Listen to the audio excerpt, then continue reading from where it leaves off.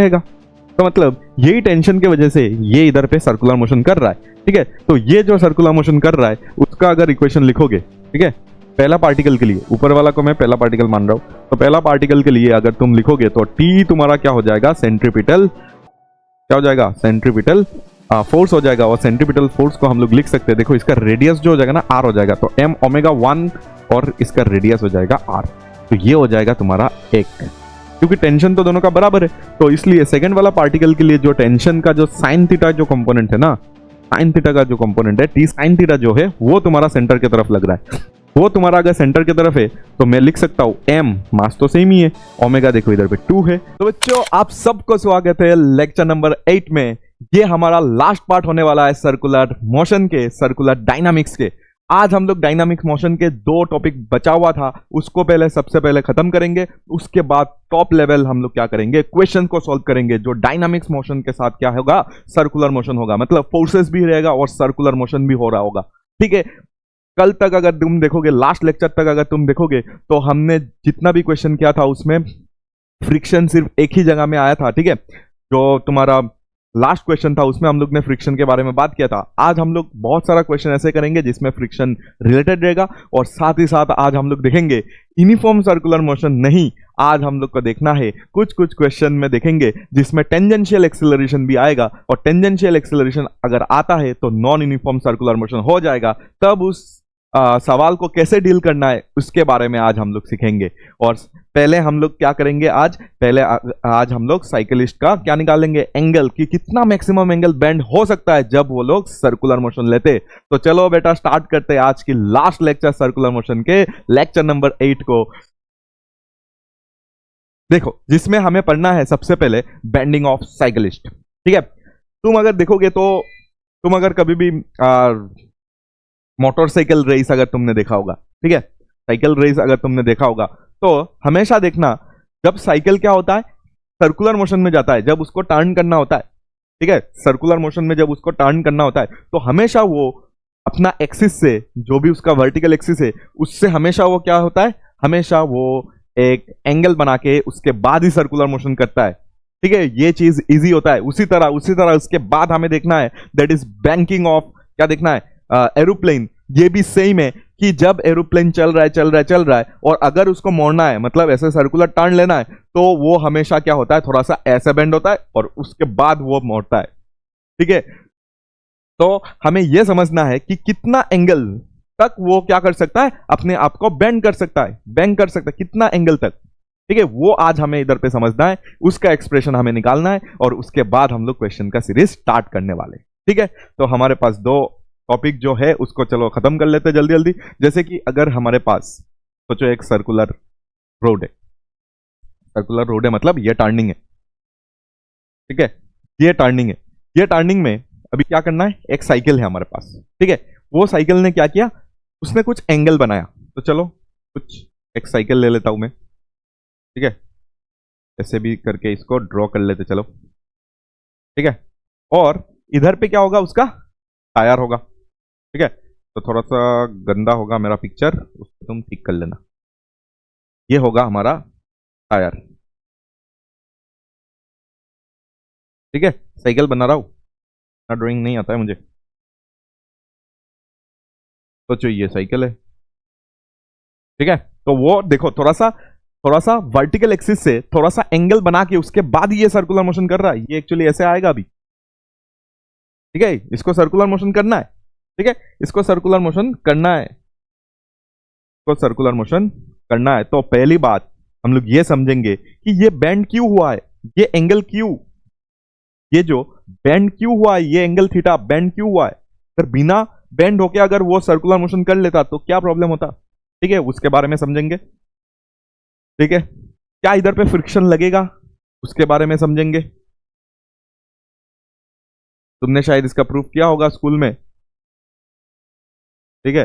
तब तुम्हें इधर पे फ्रिक्शन के बारे में शायद बताया नहीं गया होगा कि फ्रिक्शन इधर पे हम लोग नहीं लेते, ठीक है। क्योंकि देखो ये जो टायर है ना, कोई बोलेगा सर बेंड होने का क्या जरूरत है, बेंड होने का जरूरत नहीं है, क्योंकि तुम अगर सर्कुलर टर्न लोगे, सर्कुलर मोशन करोगे तो फ्रिक्शन है, फ्रिक्शन इधर पे क्या कर सकता है, तुम्हें टेप कर सकता है, ठीक है। फ्रिक्शन इधर पे क्या कर सकता है, तुम्हें सेव कर सकता है, बट तुम बोलोगे क्योंकि ये टायर बहुत ही छोटा है, साइकिल है ना, पहले हमारे पास 4 व्हीलर था, मतलब कार था, कार के पास 4 टायर था, जिसके वजह से क्या हो रहा था, फ्रिक्शन कुछ डेवलप हो रहा था, कुछ अमाउंट में डेवलप हो रहा था, जिसको हम लोग क्या कर सकते हैं, कैलकुलेट कर सकते हैं। बट इसमें देखो टायर इतना छोटा, ठीक है, जिसके वजह से इधर पे जो भी फ्रिक्शन आएगा उसको हम लोग नेग्लिजिबल ही मानना पड़ेगा, क्योंकि फ्रिक्शन इधर पे तुम्हें क्या नहीं करा सकता, अच्छे से सर्कुलर मोशन नहीं करा सकता, बहुत सारा क्या रहेगा, रिस्क रहेगा कि तुम इधर पे क्या कर लो, एक्सीडेंट कर लो। इसके वजह से हमें थोड़ा सा बेंड होना पड़ता है, और बेंड होते ही क्या हो जाता है, बेंड होते ही तुम्हें समझ आ जाएगा कि इधर पे सर नॉर्मल लगेगा। देखो ये नॉर्मल लगेगा ना ऐसा, क्योंकि कांटेक्ट तो ये है, तो इसमें नॉर्मल लगेगा, तो ये हो जाएगा तुम्हारा नॉर्मल। ठीक है, अगर ये नॉर्मल हो जाएगा, ये थीटा हो जाएगा, तो इस तरफ कितना जाएगा बताओ, इस तरफ कितना जाएगा, इस तरफ जाएगा n cos थीटा, और इस तरफ कितना जाने वाला है, ये कंपोनेंट जो आने वाला है नॉर्मल का, that is n sin theta. तो इस बार तुम्हारा फ्रिक्शन नहीं है, बट तुमने बेंड किया, इसके वजह से नॉर्मल जो है तुम्हारा, उसने अपना एक कंपोनेंट सेंटर की तरफ दिया है। देखो, उसने अपना एक कंपोनेंट सेंटर की तरफ दे दिया, जिसके वजह से तुम बोल सकते हो कि इधर पे क्या हो सकता है, यही फोर्स तुम्हारा सर्कुलर मोशन करवाएगा, या तो सेंटीपिटल फोर्स को हेल्प करेगा, मतलब यही सेंटीपिटल फोर्स है, क्योंकि ये सेंटर की तरफ लग रहा है। ठीक है, तो इसलिए हमें क्या करना पड़ता है, थोड़ा सा बेंड होना पड़ता है। ठीक है, अच्छा, और भी चीजें देखो, क्या इसमें तुम्हें दिख रहा है कि नीचे के तरफ, क्या तुम्हें दिख रहा है इसमें नीचे के तरफ mg तो लगेगा, क्योंकि तुम बैठे हो, तुम बेंड हो रहे हो, तो तुम्हारा मास इंटू ग्रेविटी नीचे की तरफ लगा।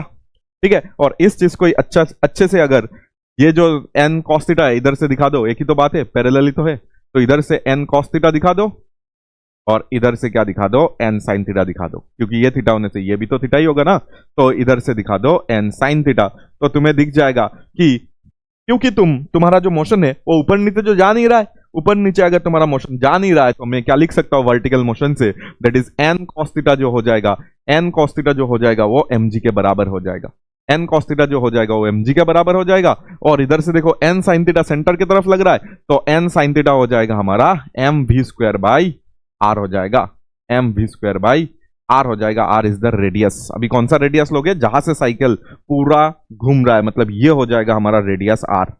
रेडियस r अगर हमें लेना है तो ये साइकिल से लेना पड़ेगा, ना कि इधर पे तुम रोड का कर्वेचर लो। ठीक है, ये जो r होता है वो किसका कर्वेचर होता है, कहां पे साइकिल घूम रहा है, कौन सा ट्रैक में वो घूम रहा है, उसका रेडियस लेना होता है। तो इधर पे हमें 2 इक्वेशन मिल चुका है। ठीक है, तो हमें क्या करना है, इक्वेशन 2 को इक्वेशन 1 से डिवाइड कर देना है, इक्वेशन 2 को इक्वेशन 1 से डिवाइड कर देना है। n sin theta by n cos theta क्या हो जाएगा, sin theta by cos theta हो जाता है tan थीटा हो जाता है, और जब इससे डिवाइड करोगे तो v स्क्वायर बाई क्या आ जाएगा, rg आ जाएगा, v स्क्वायर बाई क्या आ जाएगा, rg आ जाएगा। तो हमें अगर वेलोसिटी चाहिए तो वेलोसिटी निकालो, और अगर एंगल चाहिए तो ये आ जाएगा तुम्हारा बेंडिंग एंगल, कितना मैक्सिमम बेंड कर सकते हो ये तुम इधर से क्या कर सकते हो, कैलकुलेट कर सकते हो। बट जो भी तुम्हारा एंगल है वो किस पे डिपेंड कर रहा है, एंगल जो भी है थीटा, वो डिपेंड कर रहा है तुम्हारा स्पीड पे, कि कितना स्पीड से तुम जा रहे हो। ठीक है, डिपेंड्स ऑन स्पीड, ये याद रखना, क्योंकि स्पीड डिसाइड करेगा कि कितना मैक्सिमम तुम बैंड कर सकते हो। देखो, ये स्पीड पे डिपेंड तो कर ही रहा है, और पक्का तुम्हारा ये स्पीड एंड लिख देता हूं रेडियस ऑफ कर्वेचर, आरओसी लिख देता हूं, रेडियस ऑफ कर्वेचर हमारा हो चुका है ना, रेडियस ऑफ कर्वेचर टॉपिक। ठीक है, तो हमें पता है रेडियस ऑफ कर्वेचर क्या है। ठीक है, तो स्पीड और आरओसी पे डिपेंड करता है। ठीक है, ग्रेविटी तो अच्छा ठीक है, हम लोग ने कांस्टेंट माना है हर जगह। ठीक है, 10 मीटर पर सेकंड स्क्वायर हम लोग ने मान लिया है। तो थीटा किस पे डिपेंड कर रहा है, थीटा v और आर जी पे डिपेंड कर रहा है। आर जी अच्छा कांस्टेंट है, तो आर पे डिपेंड कर रहा है, स्पीड और आर पे डिपेंड कर रहा है कि कितना तुम्हें मैक्सिमम बेंड करना चाहिए। ठीक है, तो ये चीज को अच्छे से देख लो और समझ लो कि इधर पे सब कुछ तुम्हें समझ आ रहा है ना। कोई भी चीज अगर समझ नहीं आया तो कमेंट सेक्शन में जरूर बताना। ठीक है, उसका अलग से वीडियो निकाल के मैं तुम्हें समझा दूंगा, बट तुम्हें कॉन्सेप्ट समझना इधर पे जरूरी है। ठीक है, तो उसी तरह अगर तुम देखोगे बैंकिंग ऑफ एरोप्लेन जो होता है वो बैंड होके उसके बाद ही सर्कुलर टर्न लेता है। मतलब एरोप्लेन ऐसे जा रहा है, ऐसे जा रहा है, ऐसे जा रहा है, ठीक है, ऐसे ऐसे ऐसे जा रहा है, उसके बाद उसको क्या करना है, उस तरफ जाना है। तो ये ऐसे जाएगा क्या, नहीं, उसको इधर से बैंड होना पड़ता है और उसके बाद ये ऐसे निकलता है। ठीक है, तुम जेट को भी देखोगे, जेट वगैरह देखोगे तो पहले वो क्या करता है, थोड़ा सा बैंड होके उसके बाद निकलता है। क्यों, क्योंकि उसको सर्कुलर मोशन करने के लिए कोई तो एक कंपोनेंट चाहिए होगा ना सेंटर की तरफ, कोई भी एक कंपोनेंट चाहिए होगा सेंटर की तरफ, और वही कंपोनेंट क्या करेगा, mv²/r को सपोर्ट करके उसको सर्कुलर मोशन करवा देगा। मतलब हमें चाहिए कि कोई भी एक क्या चाहिए, हमें कंपोनेंट चाहिए सेंटर की तरफ। तो इसके वजह से क्या होता है, तुम बोल सकते हो एरोप्लेन क्या होता है, बैंड होता है। बैंड होके अपना एक कंपोनेंट, कौन सा कंपोनेंट वो चलो अभी इधर पे समझते हैं, ठीक है। इनिशियली अगर देखोगे तो हमारे पास, ठीक है, डायग्राम थोड़ा सा खराब है तो मत देखो, ठीक है, ऐसे चला लेते काम, ठीक है। और ये हमारा होता है और एक विंग। अच्छा, इसमें होता क्या है पहले ये समझो, ठीक है। ये एरोप्लेन है हमारे लिए, ठीक है। अच्छा, ये अगर हमारे लिए एरोप्लेन है तो तुम मुझे ये बताओ कि इसके पास एक मास होगा m, ठीक है। इसके पास एक क्या होगा, मास होगा m। तो इस m के वजह से नीचे की तरफ उसको एक क्या लगने वाला है, उसको एक वेट महसूस होगा mg, ठीक है। एक वेट महसूस होगा mg। अब बात ये है, ठीक है, अब बात ये है कि इसके मास के वजह से ये तो नीचे गिरना चाहिए था, बट ये एरोप्लेन क्यों ऊपर है अभी, ठीक है। ये ऊपर क्यों है, ठीक है, ये ऊपर क्यों जाता है, तो उसके लिए तुम्हें इधर पे एरोडायनामिक लिफ्ट के बारे में समझना पड़ता है, जो कि हम लोग पढ़ेंगे डायनामिक लिफ्ट, ठीक है। अभी हम लोग को ये इतना एरोडायनामिक लिफ्ट को एफएल से हम लोग डिनोट करेंगे, ठीक है। अच्छा, अभी इतना हमें समझना नहीं है एक्चुअली। इधर पे तुम जब फ्लूइड में हम लोग पढ़ते हैं ना, फ्लूइड में हम लोग पढ़ते हैं एक तुम्हारा बहुत इंपॉर्टेंट एक लॉ पढ़ते हैं या तो थ्योरम पढ़ते हैं, दैट इज बर्नौलीज थ्योरम, ठीक है। तो बर्नौलीज थ्योरम में हम लोग ये पढ़ेंगे कि बर्नौलीज थ्योरम ये बताता है कि इधर पे हाई प्रेशर और लो प्रेशर, देखो इस विंग को ऐसे डिजाइन किया जाता है, ये ऐसे ही नहीं है, इसको डिजाइन किया जाता है अच्छे से, और इसको ऐसे डिजाइन किया जाता है कि कैसे डिजाइन किया जाता है, हाई प्रेशर और लो प्रेशर, ठीक है। हाई लो और हाई प्रेशर को ध्यान में रखते हुए इसको क्या किया जाता है, हाई लो या तो हाई प्रेशर को ध्यान में रखते हुए इसको डिजाइन किया जाता है, और ऐसा डिजाइन किया जाता है सो दैट क्या हो जाए, ये इसको नीचे से जो भी इधर पे एयर है, नीचे से जो भी एयर है वो इसको एक ऊपर की तरफ एक लिफ्ट प्रोड्यूस करे। क्या प्रोड्यूस करे, एक लिफ्ट, जिसके वजह से ये ऊपर जाता है। ये जो एफएल मैंने लिखा है ना, ये एक्चुअली लिफ्ट है। ये क्या है, लिफ्ट है, एरोडायनामिक लिफ्ट। मतलब इसको डिजाइन किया जाता है ऐसे ही, ठीक है, ऐसे डिजाइन किया जाता है, ऐसे डिजाइन किया जाता है इसको कि जो नीचे का हवा है ना उसको ऊपर की तरफ इसको क्या करता है, ऊपर की तरफ उसको लेके जाने के लिए एक लिफ्ट प्रोड्यूस करता है, ठीक है, एक लिफ्ट प्रोड्यूस करता है। तो इस लिफ्ट के वजह से क्या होता है, ये एरोप्लेन ऊपर जाता है। समझ आया, एक लिफ्ट होता है, एक नीचे से एक क्या होता है, high pressure low pressure region ऐसे बनाते हैं हम लोग, ऐसे डिजाइन किया जाता है सो दैट एक लिफ्ट क्रिएट हो जाए। ये एफएल को हम लोग क्या कर रहे हैं, क्रिएट कर रहे, बना रहे, ठीक है, डिजाइन करते हुए, ठीक है। और साथ में इधर पे तो तुम्हारा इंजन वगैरह लगा हुआ रहता है, ठीक है, मोटर वगैरह इधर पे लगा हुआ रहेगा, जो क्या करेगा, हमेशा इसको ऊपर ले जाने के लिए मदद तो करेगा ही, ठीक है। अच्छा, ये सब हमें समझ आ गया। तो मतलब आज से हमें ये समझ आया कि एरोप्लेन अगर हमें देखना है तो एरोप्लेन में क्या रहेगा, एरोप्लेन में क्या रहेगा, एक नीचे से एक लिफ्ट प्रोड्यूस होता है जिसके वजह से ये ऊपर जाता है, ठीक है, ये याद रखना। अभी हमें सीखना है कि बैंड क्यों होता है, कितना बैंड होना चाहिए, कितना मैक्सिमम बैंड हो सकता है, वो हमें अभी समझना है, ठीक है। जैसे कि अगर मैं फिर से इसको सर्कुलर, फिर से मैं इसको क्या करूं, फिर से मैं इधर पे सर्कुलर अगर मैं पाथ बना दूं, क्योंकि उसको सर्कुलर मोशन करना है, और सामने से देखो एरोप्लेन को, अगर सामने से देखोगे तो कैसे दिखेगा, और ये बेंड होते हुए दिखेगा। अभी देखो एरोप्लेन से, अगर एरोप्लेन को अगर सामने से देखेंगे तो ये ऐसा दिखेगा और ये ऐसा दिखेगा, ये बेंड हो चुका है, ठीक है। अकॉर्डिंग टू मी मैंने इसको बेंड कर दिया, ठीक है। ये पहले इनिशियली थोड़ा फ्लैट था, अभी ये देखो बेंड हो गया, इनिशियली ऐसे था, अभी थोड़ा सा ऐसे बेंड हो गया, देखो ऐसा बेंड दिख रहा है ना, हाँ बेंड दिख रहा है, ठीक है। अच्छा, तो इस बार जो ये लिफ्ट हो ना, ये जो लिफ्ट है, देखो ये लिफ्ट जो है ना, ये इसको जो हम लोग ने प्रोड्यूस किया या तो क्रिएट किया, ये जो लिफ्ट है ये इस बार क्या करेगा, सेंट्रीपिटल फोर्स को डेवलप करेगा। कैसे कैसे, जैसे कि तुम इसको अगर थोड़ा सा एंगल में बेंड कर दिया ना, तो ये जो लिफ्ट है ना एफएल, वो एक्चुअली इस तरफ लग गया। ये जो लिफ्ट है ना वो एक्चुअली थोड़ा सा हमेशा लिफ्ट नॉर्मल लगता है, ठीक है। तो तुम सरफेस को ऐसे कर लोगे तो लिफ्ट भी ऐसे लगेगा, ठीक है, समझ आ गया। तो ये FL इधर से एंगल बना दिया और इस जगह पे आ जाएगा FL का cos थीटा, और इस जगह से तुम्हें एक FL साइन थीटा देखने को मिलेगा। और यही FL साइन थीटा क्या हो रहा है, सेंटर की तरफ जा रहा है। तो मतलब यही तुम्हारा सेंटीपिटल, यही तुम्हारा क्या हो जाएगा, सेंटीपिटल एक्सीलरेशन या तो फोर्स को डेवलप करेगा, ठीक है। और ये रेडियस को हम लोग R मान लेते हैं। समझ आ गया बात। तो बस अभी तुम्हें इधर पे इक्वेशन लिख लेना है। अच्छा, इसका mg तो रहेगा ना, mg तो नीचे की तरफ ही रहेगा, mg तो हमेशा नीचे की तरफ ही रहेगा, ठीक है। तो बस हमें इधर पे इसका इक्वेशन लिखना है। वर्टिकल मोशन देखोगे ना तो FL cos थीटा हमेशा mg के बराबर ही दिखेगा तुम्हें, ठीक है। ये इक्वेशन नंबर 1 हो गया। और अगर इस तरफ देखोगे तो FL sin थीटा एक्चुअली क्या क्रिएट कर रहा है, FL sin थीटा तुम्हारा क्या क्रिएट कर रहा है, FL sin थीटा क्रिएट कर रहा है mv² को क्रिएट कर रहा है, ठीक है। तो इक्वेशन 2 को जब इक्वेशन 1 से डिवाइड करोगे, देखो सेम ही है जो इधर पे तुमने पढ़ा था ना, इधर पे जो तुमने पढ़ा था ना, ऐसा इक्वेशन इधर पे भी फॉर्म हुआ है, ठीक है। सेम ही इक्वेशन फॉर्म होता है, ठीक है। और जब इसको डिवाइड करोगे तो तुम्हें सेम ही आंसर मिल जाएगा, दैट इज दिस v²/rg, ठीक है। v²/rg मिल जाएगा। तो इधर से भी अगर तुम देखोगे तो tan इनवर्स इधर पे v²/rg हो जाएगा। तो आंसर सेम ही आता है, बट दोनों में समझना था कि एक में लिफ्ट आता है, ठीक है, उसमें लिफ्ट का जरूरत नहीं है, उसमें नॉर्मल का जरूरत था। नॉर्मल को उसने बेंड कर दिया था in the direction of centre के डायरेक्शन में, एक आ गया था नॉर्मल। इसमें देखो नॉर्मल आया था, नॉर्मल इसको प्रोड्यूस कर रहा था सेंटीपिटल फोर्स। और इधर अगर तुम देखोगे तो नॉर्मल नहीं है, इधर पे लिफ्ट है, क्योंकि लिफ्ट लगता है इसको पर उठाने के लिए, ठीक है। ये याद रखना हमेशा।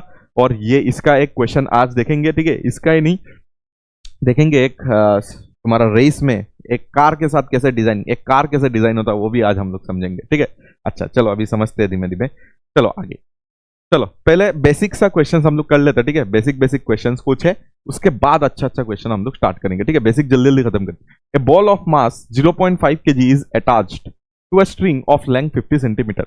The ball is rotated on a horizontal circular loop about its vertical axis. The maximum tension that the string can bear is 400 Newton. The maximum possible value of angular velocity of the ball in radian per second. तो तुम्हारे पास एक क्या है, तुम्हारे पास एक ball है जो 0.5 kg का है और वो एक स्ट्रिंग ऑफ लेंथ 50 सेंटीमीटर के साथ ये अटैच्ड है।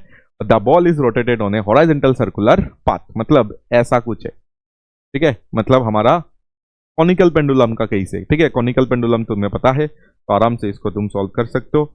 ये L दिया हुआ है 50 सेंटीमीटर है, ठीक है, इसको भी याद रखना। ये L दिया हुआ है 50 सेंटीमीटर, ठीक है। ये L भी दिया हुआ है, ओके। और बॉल इज रोटेटेड इधर पे दिया हुआ है, maximum tension that can bear is 400 newton, ठीक है। इधर पे तुम्हारा हॉराइजॉन्टल सर्कुलर मोशन चल रहा है, ठीक है, इधर पे हॉराइजॉन्टल सर्कुलर मोशन चल रहा है। और तुम्हें पता है कि ये जो टेंशन होगा वो टेंशन हो जाएगा तुम्हारे लिए, कितना हो जाएगा, ये टेंशन T हो जाएगा, ठीक है। और नीचे इसका mg लगेगा, और इस T का ये जो mg लग रहा है, ठीक है, इधर पे अगर मैंने थीटा मान लिया, ये अगर मैंने थीटा मान लिया, ठीक है, तो ये थीटा हो जाएगा। और ये T होने से इस तरफ आएगा T cos थीटा, और इस तरफ आने वाला है T sin थीटा।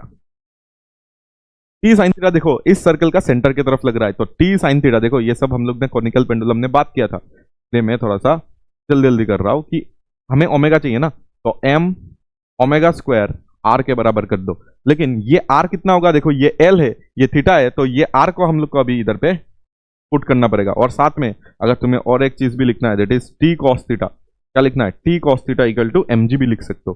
तुम्हें अभी क्या चाहिए वो देख लो, तुम्हें क्या चाहिए, टेंशन चाहिए, टेंशन का वैल्यू दिया हुआ है, ठीक है। और एंगल हमें नहीं पता, तो हम लोग क्या करते हैं, एंगल वाला का एक ही फॉर्मूला को यूज करते हैं, इसको यूज करके आंसर निकालते हैं। जैसे कि टी हमें पता है कि 400 दिया हुआ है, ठीक है। साइन थीटा हमें नहीं पता, अच्छा साइन थीटा को रख दो। मास दिया है क्या, मास दिया है 0.5 kg, ठीक है, मास दिया है 0.5 kg, तो मास के जगह में 0.5 रख दिया। और ओमेगा², ओमेगा तो हमें चाहिए, ओमेगा² लिख दो। और r का वैल्यू कितना हो जाएगा, इधर से देखो, इधर से देखो, हमें ये चाहिए, ये होता है तुम्हारा r, ठीक है। ये होता है तुम्हारा आर। ये आर निकालने के लिए तुम क्या करोगे, ये एल है तो इधर एल का कॉस थीटा जाएगा, तो इधर का एल का साइन थीटा जाएगा, या तो तुम इधर पे साइन थीटा लगा लो। साइन थीटा जब लगाओगे तो तुम्हें मिल जाएगा कि परपेंडिकुलर है आर और हाइपोटेन्यूज से एल, तो एल साइन थीटा तुम्हें मिल जाएगा। क्या मिल जाएगा, L sine theta is equal to R. तो एल के जगह में एल साइन थीटा, देखो इधर पे लिखेंगे एल साइन थीटा, और इधर से ही तुम्हारा क्या होगा, साइन थीटा कैंसिल हो जाएगा, और बस इसको तुम्हें अभी सॉल्व करना है। ठीक है, आज हमें बहुत सारा क्वेश्चंस करना है, के वजह से मैं इधर पे थोड़ा सा कैलकुलेशन तुम्हारे लिए छोड़ दूंगा। ठीक है, अच्छा आराम से कर लेना, ओमेगा स्क्वायर निकाल लेना। ठीक है, एल का वैल्यू 50 दिया था ना, 50 सेंटीमीटर है ना, तो मैंने इसको मीटर में रख दिया। ठीक है, और इधर से ही तुम ओमेगा स्क्वायर को निकाल देना, इट इज 4। ठीक है, और कुछ तो मिस नहीं किया हम लोग ने, नहीं, तो 400 डिवाइडेड बाय ये आ जाएगा तुम्हारे पास 0.5 इंटू 0.5। इधर से तुम ओमेगा स्क्वायर आराम से निकाल सकते हो और आंसर ऑप्शन से मैच करा सकते हो। ठीक है, ये आ जाएगा इतना रेडियन पर सेकंड से, हमें ओमेगा चाहिए तो इसको रूट कर देना बस। ठीक है, जल्दी से इसको नोट कर लो।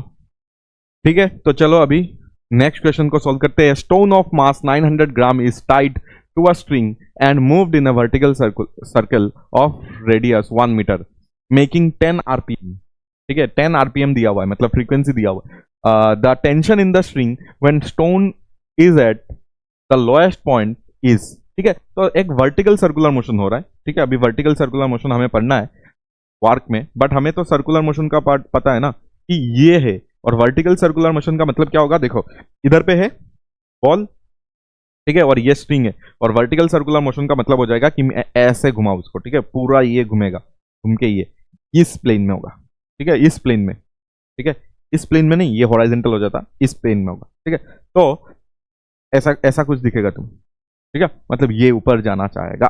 ठीक है, तो मतलब ये इधर पे तो सर्कुलर मोशन दिख रहा है, तो तुम्हारा लोएस्ट मोस्ट पॉइंट में अगर तुम देखोगे तो नीचे की तरफ mg लग रहा होगा, ऊपर की तरफ टेंशन लग रहा होगा। ठीक है, और इस पॉइंट में जितना भी वेलोसिटी होगा उसका, वो उसको ऊपर लेके जाएगा, मतलब टेंशन ज्यादा होगा, इसके वजह से ऊपर जा रहा है, नहीं तो ये सीधा चला जाता ना। तो मतलब ये सर्कुलर मोशन हो रहा है, तो सेंटर की तरफ देखो टी भी है और mg भी है, लेकिन mg अपोज कर रहा है, इसके लिए t माइनस mg हो जाएगा सेंटर की तरफ, और हमेशा सेंटर की तरफ जो होता है वो mv स्क्वायर बाई आर का बराबर होता है। ठीक है, तो t minus mg is equal to mv square by R, t minus mv equal to mv square by R. ठीक है, हमें क्या चाहिए, टेंशन व्हेन, अच्छा टेंशन चाहिए था क्या हमें, अच्छा टेंशन अगर चाहिए तो तुम इधर पे लिख सकते हो टेंशन इक्वल टू m, अच्छा v ना लिख के क्या मैं इसको ओमेगा में लिख सकता हूँ, ओमेगा स्क्वायर आर भी तो लिख सकता हूँ।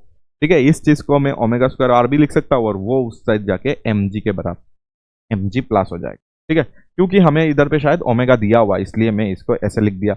ओमेगा अगर दिया हुआ है तो ओमेगा को लिखो, तो ओमेगा होता है 2 पाई और साथ में एक फ्रीक्वेंसी दैट इज न्यू लिख सकते हैं। ठीक है, 2 पाई न्यू, और न्यू इधर पे दिया हुआ है दैट इज 10 आरपीएम दिया हुआ है, बट उसको ऐसा यूनिट में मैंने तुम्हें सिखाया था कि पहले आरपीएस में लेके आओ, पहले 60 से डिवाइड करके आरपीएस में लेके आओ। ठीक है, आरपीएस आ गया, और इधर से 1/6 मिल जाएगा तुम्हें आरपीएस में। तो जब ये फ्रीक्वेंसी इधर पे बिठाओगे, हमेशा आरपीएस बिठाना होता है, तो इधर पे 1/6 बिठाना, तो ये पाई बाई क्या हो जाएगा, 3 हो जाएगा, रेडियन पर सेकंड आ जाएगा। ठीक है, तो ये π/3 इधर पे जब बिठा दोगे तो टेंशन का वैल्यू आ जाएगा। आई होप अभी तुम इसको सॉल्व कर सकते हो। ये देखना मास दिया हुआ है 900, तो इसको 0.9 रखना। ठीक है, 0.9 रखना, क्योंकि हमें केजी में रखना है, और ओमेगा के जगह में अगर तुम देखोगे तो पाई स्क्वायर बाई क्या हो जाएगा, 9 हो जाएगा। ठीक है, और पाई स्क्वायर का वैल्यू इधर पे देखो 9.8 दिया हुआ है, तो वो बिठा देना। ठीक है, अभी मुझे थोड़ा सा याद आ रहा है, इसका आंसर शायद 36 आता है। ठीक है, एक बार देख लेना, 36 रेडियन पर सेकेंड। ठीक है, अच्छा इधर पे अगर आ जाओगे तो पाई स्क्वायर बाई 9 आ जाएगा, और रेडियस देख लो, तो रेडियस 1 मीटर दिया है तो 1, और m को फिर से 0.9 और g को 9.8 रखना है। ठीक है, इसको अच्छे से सॉल्व करोगे, इसको अच्छे से सॉल्व करोगे, आंसर 9.8 के जैसा कुछ आएगा। ठीक है, एक बार करेक्ट कर लेना, मुझे जितना याद आ रहा है 9.8 ही आता है इसका। ठीक है, तो देखो कितना सिंपल क्वेश्चन है, इधर सर्कुलर मोशन हो रहा था इसलिए सर्कुलर मोशन का इक्वेशन लगेगा। कोई अगर t इजिकल टू mg कर दिया ना, पूरा खत्म। t इजिकल टू mg थोड़ी होगा इसमें, ये सर्कुलर मोशन हो रहा है। ठीक है, तो t इजिकल टू mg मत कर देना। ठीक है, चलो आगे। A stone of mass 1 kg is tied to end of a massless string of length 1 meter. If the breaking tension of the string is 400 Newton, then maximum linear velocity the stone can have without breaking the string while rotating in horizontal plane। ठीक है, मतलब समझ आया। Horizontal plane में अगर वो rotate हो रहा है, ठीक है, हॉराइजेंटल प्लेन में अगर वो रोटेट हो रहा है तो टेंशन तो दिया हुआ है, लेंथ दिया हुआ है, ठीक है, सब कुछ दिया हुआ है, और हॉराइजेंटल प्लेन में उसको क्या करना है, हमें रोटेट करना है। तो हॉराइजेंटल प्लेन में रोटेट करना है मतलब ये हो गया, हॉराइजेंटल प्लेन में रोटेट करना है, ठीक है। हॉराइजेंटल प्लेन में अगर उसको रोटेट करना है तो ये हो गया तुम्हारा टेंशन, और इधर पे तुम बॉब लगा के इसको ऐसे घुमाते रहो, ठीक है। ऐसे अगर घुमाते जाओगे, ऐसे अगर घुमाते जाओगे तो तुम्हें क्या चाहिए, तुम्हें चाहिए देन मैक्सिमम लिनियर वेलोसिटी चाहिए। तो लिनियर वेलोसिटी तुम्हें पता है कि, लिनियर वेलोसिटी तुम्हें पता है कि आर ओमेगा होता है, ठीक है। क्या पता है तुम्हें कि v इजिकल टू क्या होता है, आर ओमेगा होता है। मतलब हमें ओमेगा निकालना इधर पड़ेगा, ओमेगा निकाल लो, बस हो गया। तो ओमेगा निकालने के लिए तुम क्या करोगे बोलो, ए स्टोन ऑफ मास तो is tied at the end of massless string of length 1 metre, ठीक है। इफ ब्रेकिंग ये सब दिया हुआ है ना, तो तुम इधर से पहले ये देख लो कि ये अगर घूम रहा है तो टेंशन इस तरफ लगेगा, ठीक है। टेंशन जो लग रहा है वही तुम्हारा क्या हो जाएगा, वही तुम्हारा सेंटीपिटल फोर्स हो जाएगा, that is omega square R के बराबर हो जाएगा। तो टेंशन इधर पे 400 तुम रख दो, और इधर से मास तुम रख दो, मास इधर पे कितना है 1 kg है, तो 1 रख दो, ओमेगा हमें चाहिए, और आर का वैल्यू भी 1 दिया हुआ है, तो ओमेगा आ जाएगा इधर से 20 रेडियन पर सेकेंड। कितना आ जाएगा 20 रेडियन पर सेकेंड, और v इजिकल टू होता है तुम्हारा आर ओमेगा, तो आर ओमेगा का वैल्यू 20, तो v का वैल्यू आ जाएगा 20 मीटर पर सेकेंड, ठीक है। आराम से नोट कर लो, वेरी सिंपल क्वेश्चन, हमें हॉराइजेंटल प्लेन में उसको घुमाना था, ठीक है। जल्दी नोट। फिर चलो आगे देखो, अभी स्टार्ट होगा थोड़ा सा अच्छा अच्छा क्वेश्चन, ठीक है, बीच में आएगा थोड़ा इजी भी हम लोग करेंगे PYQ, ठीक है। स्टार मारना है तो स्टार मार लो। A modern grand prix racing car, ठीक है, रेसिंग कार है, ठीक है, उसका नाम है bus, of mass m negotiates a flat circular arc of radius r at speed v। मतलब वो सर्कुलर मोशन कर रहा है, ठीक है, जिसमें रेडियस दिया हुआ है r और फ्लैट है, मतलब इधर पे बैंकिंग नहीं है। The tyre and the track have coefficient of friction mu s, ठीक है, फ्रिक्शन भी दिया हुआ है। ए नेगेटिव एरोडाइनामिक, देखो इधर पे लिखा हुआ है, जो मैंने एरोडाइनामिक तुम्हें समझाया था, negative aerodynamic lift down force, मतलब नेगेटिव फोर्स मतलब डाउन हो जाएगा, क्योंकि लिफ्ट मतलब अपवर्ड था, तो एरोडाइनामिक जो लिफ्ट होता है वो अपवर्ड होता है, बट इधर पे नेगेटिव बोला है इसलिए downward. FL acts downwards on the whole car, it increases the normal reaction on the tyre. Okay, assume the total weight and the downward lift are shared equally by 4 tires. Find the magnitude of the required negative lift FL acting downward so that the car can just negotiate the turn without skidding. Take G as acceleration due to gravity. अच्छे से इसको एक बार पढ़ो, और तुम ये समझो कि जो कार होते हैं ना, जो तुम्हारा कार डिजाइन होता है, ठीक है, ये तुम्हारा हो गया रेसिंग कार जो डिजाइन होता है, रेसिंग कार, देखना रेसिंग कार में क्या हो जाता है, उल्टा तुम्हारा मैकेनिक्स लग जाता है, ठीक है, उल्टा मैकेनिक्स लगता है तुम्हारा, रिवर्स मैकेनिक्स लगता है, रिवर्स मैकेनिक्स लगता है, या तो रिवर्स मैकेनिज्म लगता है बोल दो, ऑफ एरोप्लेन, ठीक है।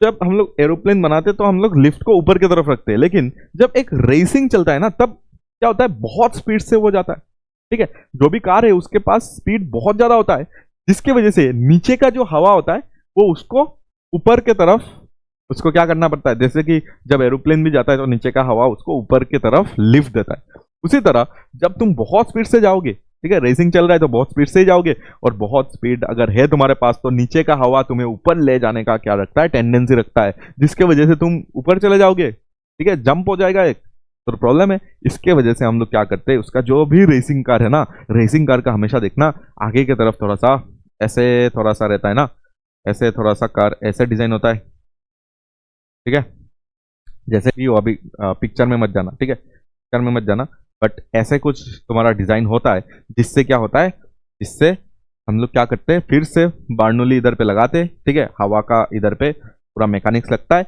और जिसके वजह से क्योंकि बहुत स्पीड से जाओगे, ये तो बहुत स्पीड से जा रहा है, इधर बहुत स्पीड है, स्पीड अगर ज्यादा तो क्या होगा, नीचे का हवा उसको ऊपर की तरफ फेंकना स्टार्ट करेगा, जिसके वजह से हम लोग क्या करेंगे, हम लोग ऐसे डिजाइन करेंगे इसको कि ये जो लिफ्ट है ना, ये लिफ्ट इस बार नीचे के डायरेक्शन में, जो एफएल है ना वो ऊपर नहीं लगेगा, इस बार नीचे के डायरेक्शन में। इसको ही बोल रहे इधर पे negative aerodynamic lift down force, मतलब डाउनवर्ड इस बार हम लोग क्या लगाएंगे, फोर्स को लगाएंगे, ठीक है। सो दैट ये जो भी है ये हवा में नहीं चलेगा, ठीक है, नहीं तो ये ऊपर की तरफ चला जाता, ठीक है, लिफ्ट मिल जाता उसको। बट ऐसे डिजाइन हम लोग इधर पे एरोडायनामिक्स का डिजाइन ऐसे करेंगे सो दैट इधर पे एयर आके उसको नीचे से फोर्स ना लगा के ऊपर से फोर्स लगाए, ठीक है। इसलिए उसका जो एक पर्टिकुलर डिजाइन होता है, ठीक है, वही डिजाइन तुम्हें करना पड़ेगा, ठीक है। अच्छा, तो इसमें बहुत सारा मैकेनिज्म है, ठीक है। तो हमें बस इधर पे यही समझना है कि जब भी वो टार्न लेगा सर्कुलर पाथ में, तब उसके साथ क्या हो रहा है, ठीक है। फ्रिक्शन तो है, यस, फ्रिक्शन को बचाएगा, ठीक है, फ्रिक्शन तो है, तो फ्रिक्शन उसको हमेशा इधर पे हेल्प करेगा, ठीक है। तो ये हो गया हमारा वो कार, ठीक है, जो कार इधर पे सर्कुलर टर्न ले रहा है, ठीक है। अच्छा, तो पहली बात, ये तो सर्कुलर टर्न ले रहा है, तो हमेशा सेंटर की तरफ इसको क्या लगेगा, एक फ्रिक्शन लगेगा, जो कि हम लोग बैंकिंग वगैरह में, बैंकिंग नहीं होने से भी लेवल रोड में भी हम लोग ने समझा था कि हाँ सेंटर की तरफ ही लगेगा, क्योंकि ये सीधा अगर चला जाता तो सेंटर की तरफ ही तुम्हारा फ्रिक्शन एक्चुअली लग रहा है, जिसके वजह से वो थोड़ा थोड़ा करके ये ऐसा घूम जाता है, ठीक है। तो इधर पे लगेगा तुम्हारा लिमिटिंग, मतलब मैक्सिमम वाला, that is mu S into N लगेगा। बट इस बार एन कितना लगेगा वो देख लो, इधर से देख लो, क्योंकि ये तो ऊपर से तो दिख नहीं रहा होगा, तो नीचे mg भी तो लग रहा होगा, और क्योंकि ये ग्राउंड में है तो ऊपर की तरफ एक नॉर्मल भी तो लग रहा है। तो इधर पे अगर देखोगे तो नॉर्मल जो आएगा ऊपर का फोर्स, इस बार FL प्लस क्या आ जाएगा, mg आ जाएगा, ठीक है। इस बार FL प्लस mg हो जाएगा तुम्हारा नॉर्मल, ठीक है। तो इसमें अगर तुम देखोगे, क्योंकि सेंटर की तरफ सिर्फ और सिर्फ फ्रिक्शन लग रहा है, ठीक है, इधर पे तो और बेंडिंग नहीं हो रहा है, कि ये FL थोड़ा सा अपना कंपोनेंट दे दे, ठीक है। इसमें तो सिर्फ सर्कुलर मोशन होता है, ठीक है, ऐसे बेंडिंग नहीं होता है। तो बेंडिंग अगर नहीं हो रहा है तो नॉर्मल का वैल्यू इतना है, और फ्रिक्शन का जो वैल्यू है, अगर तुम देखोगे इधर पे वो लग रहा है म्यू एस इंटू एन लग रहा है, ठीक है। तो म्यू एस लिख दो, बट एन को तुम लिख सकते हो, इधर पे कितना, FL प्लस mg लिख सकते हो। हमें ये FL का वैल्यू निकालना था, तो दैट ये पूरा सर्कुलर मोशन कर जाए, ठीक है। और स्टैटिक ही लगेगा, काइनेटिक फ्रिक्शन तो लगेगा नहीं। तो इस एफएस को हम लोग क्या लिख सकते हैं बताओ तो, ये एफएससी तो हमारा सेंट्रीपिटल फोर्स है, ठीक है। ये एफएससी हमारा क्या है, सेंट्रीपिटल फोर्स है। इसके वजह से इस चीज को हम लोग पूरा क्या लिख सकते हैं, एम वी स्क्वायर बाई जो भी उसका रेडियस होगा आर, ठीक है। आर ही दिया हुआ है ना, रेडियस आर दिया हुआ है, हाँ, स्पीड वी दिया हुआ है, तो M V square by R हम लोग इधर पे लिख सकते हैं। और M V square by R को हम लोग क्या कर सकते हैं, mu S F L plus M G से इक्वल कर सकते हैं। और इधर से तुम एफ एल को आराम से निकाल सकते हो, ठीक है, एफ एल को आराम से निकाल लो इधर से। एफ एल को अगर निकालोगे तो M V square by R ये मिल जाएगा, और नेक्स्ट तुम्हें मिल जाएगा म्यू एस एम जी मिल जाएगा। और उसके बाद तुम्हें डिवाइडेड में अगर तुम देखोगे तो इधर पे एक म्यू एस आ जाएगा, और इधर पे भी एक म्यू एस आ जाएगा, ठीक है ना, समझ आ रहा है ना बात, ठीक है। इसके साथ इसको इंटू, इसके साथ इसको इंटू, फिर इसको इधर लेके जाओ, फिर म्यू एस को क्या करोगे, डिवाइड करोगे जब, तो ऐसा कुछ मिल जाएगा, यही तुम्हारा एफ एल हो जाएगा। और एफ एल में देखोगे ये म्यू एस और ये म्यू एस कैंसिल आउट हो जाएगा। कैलकुलेशन कर लेना, तुम्हें समझ आ गया होगा, ठीक है, कैलकुलेशन कर लेना, म्यू एस को काट के जो भी आ रहा है वही तुम्हारा क्या हो जाएगा, रिक्वायर्ड आंसर हो जाएगा। बट इधर पे तुम्हें क्या समझना था, ये तुम्हें समझना था कि ये एरोडायनामिक लिफ्ट के बारे में तुम्हें समझना था, ठीक है। जो मैंने एरोप्लेन में सिखाया ये मैंने इसमें उल्टा करके बताया, क्यों, क्योंकि एफएल उल्टा लग रहा है इसमें, ठीक है, पूरा रिवर्स है, क्योंकि हम लोग ने डिजाइन ही इसको ऐसे करते हैं, नहीं तो ये जो भी कार है ऊपर चला जाता थोड़ा सा, ठीक है, क्योंकि नीचे से लिफ्ट मिल जाता उसको। तो ऐसे डिजाइन करो कि जो लिफ्ट है वो नीचे उसको क्या करे, दबा के रखे, ठीक है। चलो आगे। A car is moving with a constant speed of 20 meter per second in a circular track of radius 40 meter. A bob is suspended from the roof of the car by a massless string. The angle made by string with vertical will be. तो हमारे पास एक car है, हमारे पास क्या है, एक car है। ये कार क्या हो रहा है, इस कार में अगर तुम देखोगे तो इसके रूफ से एक पेंडुलम में से क्या है, ये रूफ से ठीक है, car is moving with constant speed 20 metre पर सेकंड इन ए सर्कुलर, अच्छा सर्कुलर रूट में जा रहा है, हॉरिजॉन्टल ट्रैक ऑफ रेडियस तुम्हारा 40 मीटर, ठीक है, ऑफ रेडियस तुम्हारा कितना है 40 मीटर है, ठीक है। ये कार एक्चुअली एक सर्कुलर मोशन में जा रहा है। तो अब बात ये है कि इसमें एक बॉब तो लगा हुआ है, bob is suspended from the roof by a massless string, ठीक है, angle made by the string with vertical will be, तो एंगल कितना मेड किया होगा, ठीक है, इसके पास एक क्या है वेलोसिटी है, और वो वेलोसिटी का नाम, वो वेलोसिटी का वैल्यू कितना है 20 मीटर, 20 है ना, 20 मीटर पर सेकेंड से वो क्या ले रहा है, एक सर्कुलर टर्न ले रहा है, ठीक है। अच्छा, तो अंदर में क्या हुआ होगा, अंदर में क्या हुआ होगा, तो अंदर में अगर तुम देखोगे ये वेलोसिटी है और ये सर्कुलर टर्न ले रहा है, तो अंदर में ये जो स्ट्रिंग है ना, ये स्ट्रिंग एक्चुअली कैसा हो जाएगा बताओ तो, ये स्ट्रिंग कुछ ऐसा हो जाएगा, ठीक है, ये स्ट्रिंग कुछ एंगल बना के बैठेगा, ऐसे कुछ एंगल बनाएगा, ठीक है। अंदर अगर तुम देखोगे ना, क्योंकि ये सर्कुलर टर्न ले रहा है तो ये स्ट्रिंग का कुछ क्या हो जाएगा, एंगल बन जाएगा, ठीक है, ये स्ट्रिंग क्या हो जाएगा, कुछ एंगल बना लेगा, और वो एंगल जो है वही हमें इधर पे निकालना है, ठीक है। तो कैसे निकालेंगे, तो हमें ये पता चल रहा है कि इस पॉइंट में इसका जो टेंशन है वो इस तरफ लगने वाला है, टेंशन,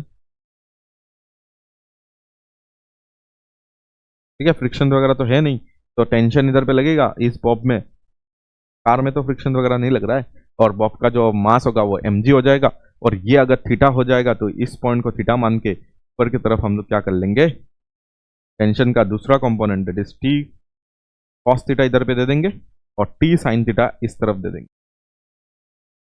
ठीक है। और अगर अच्छे से देखोगे तो ये T sine theta actually centre की तरफ लगेगा, देखो सोचो तुम कार में हो, ठीक है, कार ऐसे क्या हो रहा है, तुम्हारा सर्कुलर टर्न ले रहा है, ठीक है, तो सर्कुलर टर्न जब लेगा ना तो तुम्हें इसको देखना है, ठीक है, तो ये जो टी साइन थीटा अगर अंदर से देखोगे तो तुम इसको सेंट्रीफ्यूगल फोर्स बोलो, और अगर बाहर से देखोगे तो सेंट्रीपिटल फोर्स बोलो, तो जो भी है ये टी साइन थीटा जो है वही तुम्हारा क्या होगा, सेंटर की तरफ लगेगा, पूरा सर्कुलर मोशन के सेंटर की तरफ लगेगा, और यही तुम्हारा क्या देगा, mv²/r को प्रोड्यूस करेगा, ठीक है। तो इधर से तुम देख सकते हो टेंशन हमें पता है क्या, टेंशन हमें नहीं पता, टेंशन अगर हमें नहीं पता तो हम लोग और एक इक्वेशन लिख लेते थे, टी कॉस थीटा जो है ना, इधर टी कॉस थीटा जो है ना वो mg को कैंसिल आउट करेगा, और इन दोनों को अभी क्या कर लेते हैं हम लोग, डिवाइड कर लेते हैं, डिवाइड करते ही हमें क्या मिल जाएगा, टेन थीटा मिल जाएगा,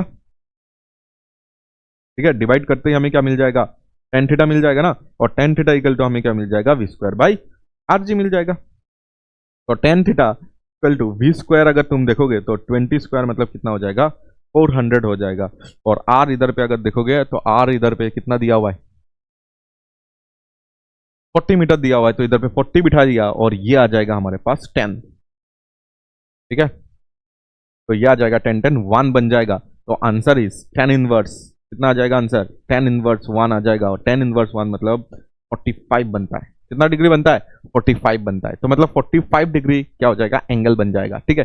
जब ये जब सर्कुलर मोशन करेगा तब क्या हो जाएगा, इसका इसका जो सेंटर की तरफ जो तुम्हारा ये बॉब के लिए देखना, ये अगर सर्कुलर मोशन कर रहा है तो बॉब भी सर्कुलर मोशन कर रहा है, और ये जो बॉब है उसका अगर सेंटर की तरफ देखोगे, बॉब तो सर्कुलर मोशन कर रहा है तो उसका सेंटर की तरफ अगर देखोगे तो टी साइन थीटा आ रहा है, तो ये टी साइन थीटा तुम्हारा क्या हो जाएगा, ये टी साइन थीटा तुम्हारा सेंट्रीपिटल फोर्स के जैसा एक्ट करेगा, तो ये टी साइन थीटा को तुम्हें mv²/r, जो तुम्हारा कार जैसे मूव हो रहा है उसी तरह ये भी तो मूव हो रहा है, तो इसके लिए यही तुम्हारा क्या हो जाएगा, सेंट्रीपिटल, उस बॉब के लिए यही हो जाएगा, कार के लिए तो इधर पे अगर फ्रिक्शन है तो फ्रिक्शन बनेगा, ठीक है, अगर बैंग है तो नॉर्मल बन जाएगा, ठीक है, वो कार का सर्कुलर मोशन है, बट इसका सर्कुलर मोशन अगर तुम देखोगे इसमें तुम क्या बिठा सकते हो, इसमें तुम या तो इसके अगर अंदर से देखोगे ना तो mv²/r या तो m⍵²r को तुम उल्टा लगा सकते हो, क्योंकि तुम उसमें सेंट्रीफ्यूगल फोर्स लगा रहे हो, ठीक है, या तो स्यूडो फोर्स लगा रहे हो, स्यूडो फोर्स अगर तुम्हें लगाना इसके अंदर पे जाके तो इधर लगाओ, ठीक है। अच्छा, जैसे भी करके तुम इसको सोच सकते हो कि ये जो टी साइन थीटा है ये mv²/r बनेगा, और टी कॉस थीटा जो है वो mg को बैलेंस आउट कर रहा है, ये समझ आ गया होगा, जल्दी से इसको नोट कर लो, ठीक है। फिर चलो आगे देखो, a block of mass 10 kg is in contact against the inner wall of a hollow cylindrical drum of radius 1 meter. The coefficient of friction between the block and the inner wall of the cylinder is 0.1. The minimum angular velocity needed for the cylinder to keep the block stationary when cylinder is vertical and rotating about its axis. ठीक है, ये last class में हम लोग ने इसका question किया था, दैट इज मैंने तुम्हें बताया था वेल ऑफ दैट इज मौत का कुआं का क्वेश्चन किया था लास्ट क्लास में। ठीक है, तो देखो ये तुम्हारा एक सिलेंड्रिकल टेल है। ठीक है, जिसमें तुमने क्या किया इधर पे एक मास को इधर पे एक रख दिया तुमने ऐसे, ये 10 kg का मास है। ठीक है, ये इसके अंदर में, ठीक है, ये अगर इसके अंदर में है तो इधर कितना लगने वाला है, इसको लगने वाला है तुम्हारा mg। ठीक है, और ऊपर लगने वाला है तुम्हारा एक फ्रिक्शन। ठीक है, फ्रिक्शन पूरा, क्योंकि हमें इधर पे देखना, अच्छे से पहले समझ लो, फ्रिक्शन को अभी नहीं देता हूं, तो ये mg की वजह से ये नीचे गिरने का टेंडेंसी रखता है। ठीक है, तो हमें चाहिए minimum angular velocity needed for the cylinder to keep the block stationary. ठीक है, ये देखना, ये पूरा इसका एक्सिस से हमने इसको क्या किया, ऐसे घुमा दिया। ठीक है, हमने पूरा एक्सिस से इसको ऐसे घुमा दिया। ठीक है, अच्छा, तुम अगर बोलोगे कि ये फ्रिक्शन है सर, ठीक है, मैं समझ जाऊंगा, ये धीमे धीमे घूम रहा है। ठीक है, ये अगर धीमे धीमे घूम रहा है, सुन लेना अच्छे से, ये अगर धीमे धीमे, देखो मिनिमम पूछा है, धीमे धीमे अगर घूमेगा तो इसको नीचे जाने का टेंडेंसी रहेगा, इसके वजह से फ्रिक्शन ऊपर लग रहा है।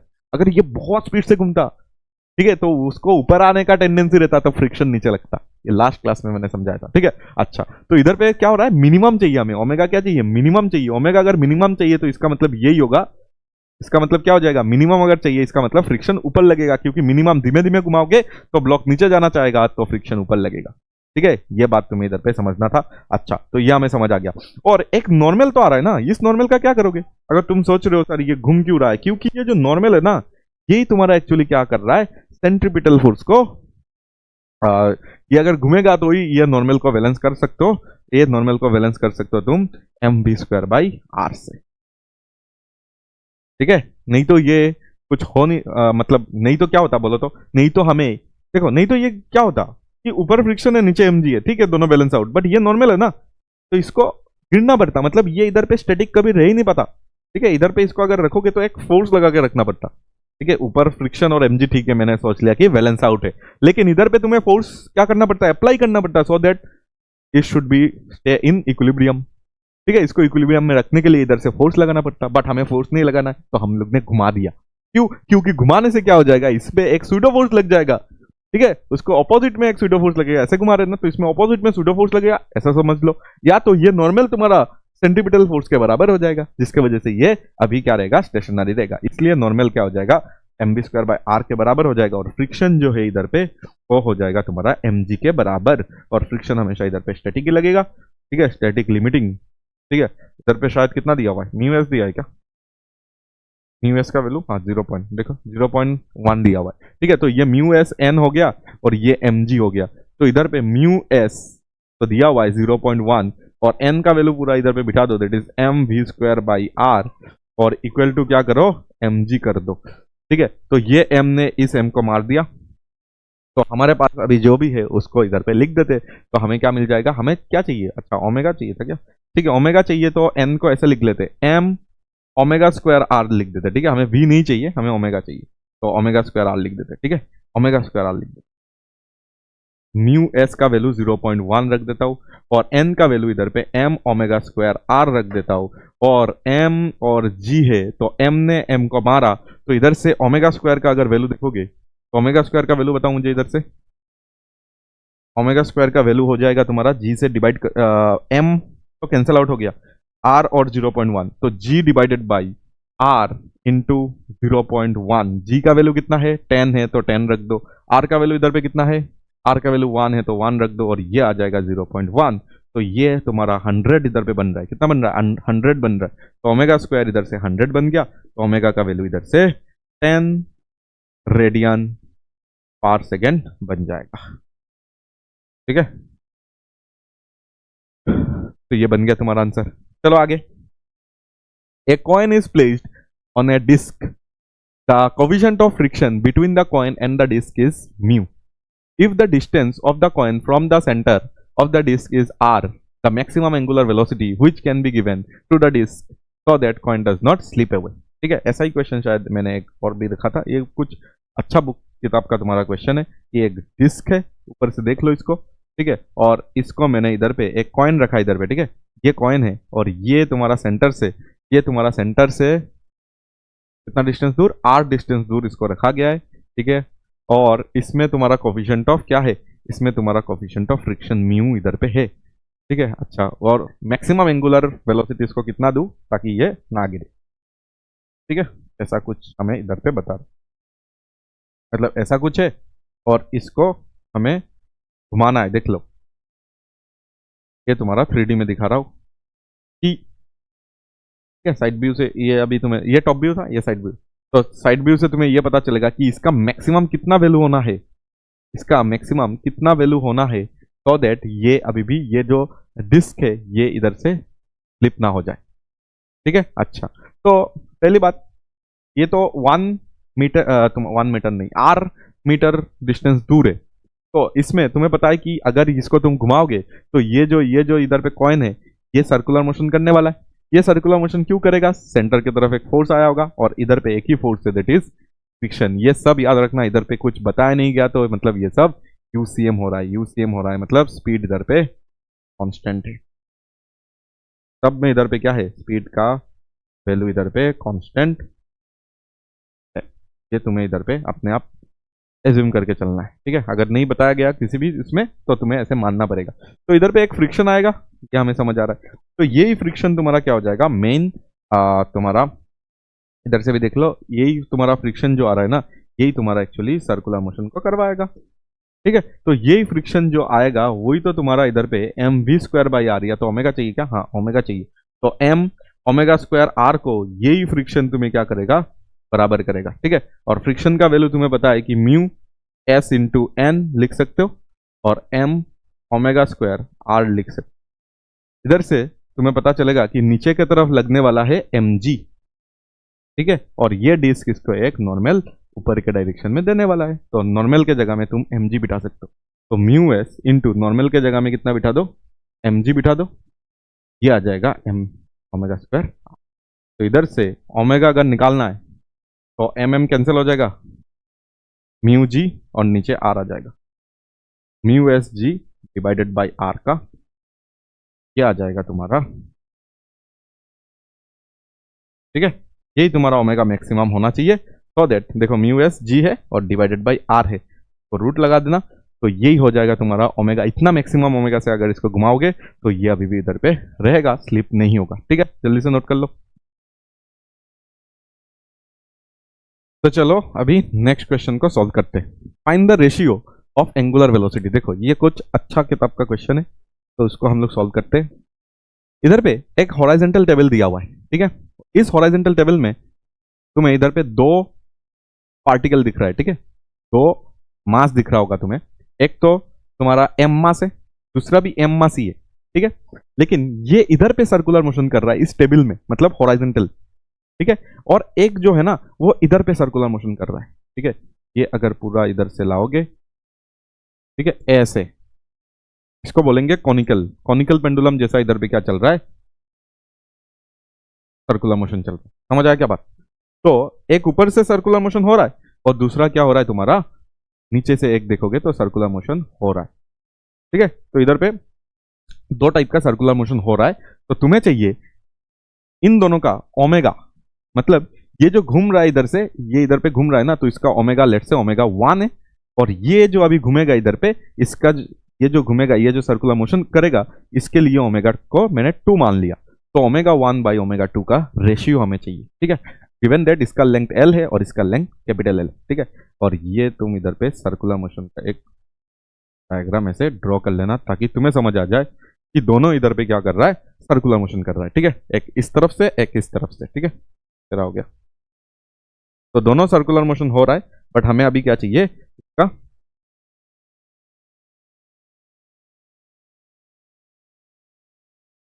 ठीक है, दोनों ही सर्कुलर मोशन हो रहा है, हमें चाहिए उसका ओमेगा का रेशियो। तो चलो वेरी सिंपल टू सॉल्व, क्योंकि हमें पता है कि ये जो टेंशन होगा, ये जो टेंशन होगा, और कुछ एंगल इधर पे दिया हुआ है लेट्स से थीटा, तो ये जो टेंशन होगा इसका एक कंपोनेंट इस तरफ आने वाला है, that is T cos theta. ये तो हमें पहले से पता है, हमेशा ये लिखते आ रहे हैं, तो ये आ गया तुम्हारा टी कॉस थीटा, क्यों? क्योंकि ये थीटा होने से ये थीटा होगा, और इधर पे एक तुम्हारा आएगा कंपोनेंट जो सेंटर की तरफ लगेगा, वो सेंटर की तरफ जो लगेगा that is T sine theta. ये तो इधर से तुम्हें समझ आ रहा है, ठीक है, ये तुम्हें समझ आ गया। लेकिन यही टेंशन इस पॉइंट में भी यही टेंशन लगने वाला है इस तरफ, ठीक है। यही टेंशन अगर तुम देखोगे ना तो इधर पे भी यही टेंशन तुम्हारे पास रहेगा।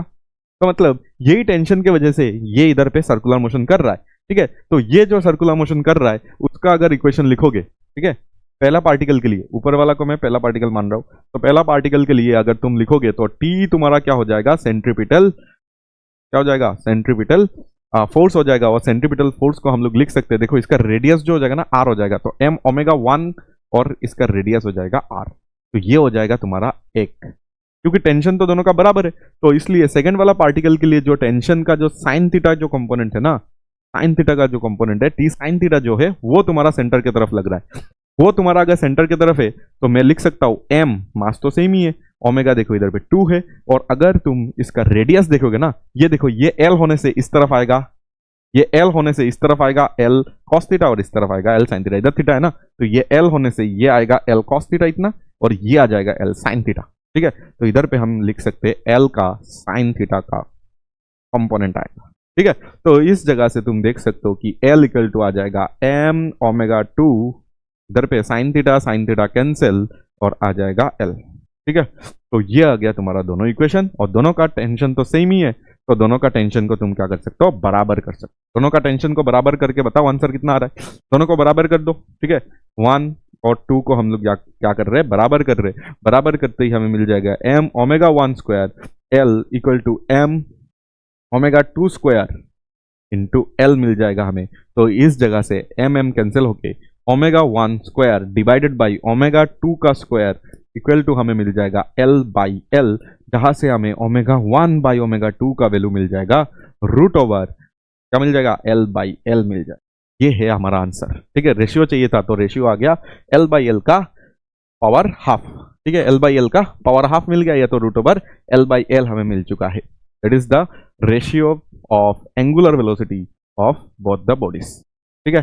तो इधर पे क्या हो रहा है, एक तो तुम्हारा हॉराइजेंटल सर्कुलर मोशन, ये भी हॉराइजेंटली है बट ये कॉनिकल पेंडुलम वाला है, और ये इस टेबल में कर रहा है तुम्हारा सर्कुलर मोशन। तो इसका ओमेगा 1 और इसका ओमेगा 2 के बीच में हम लोग ने क्या निकाल लिया, रेशियो निकाल लिया, ठीक है। इसको नोट करके चलो आगे। Two masses m and twice m are connected by string passing through a smooth fixed peg at the center.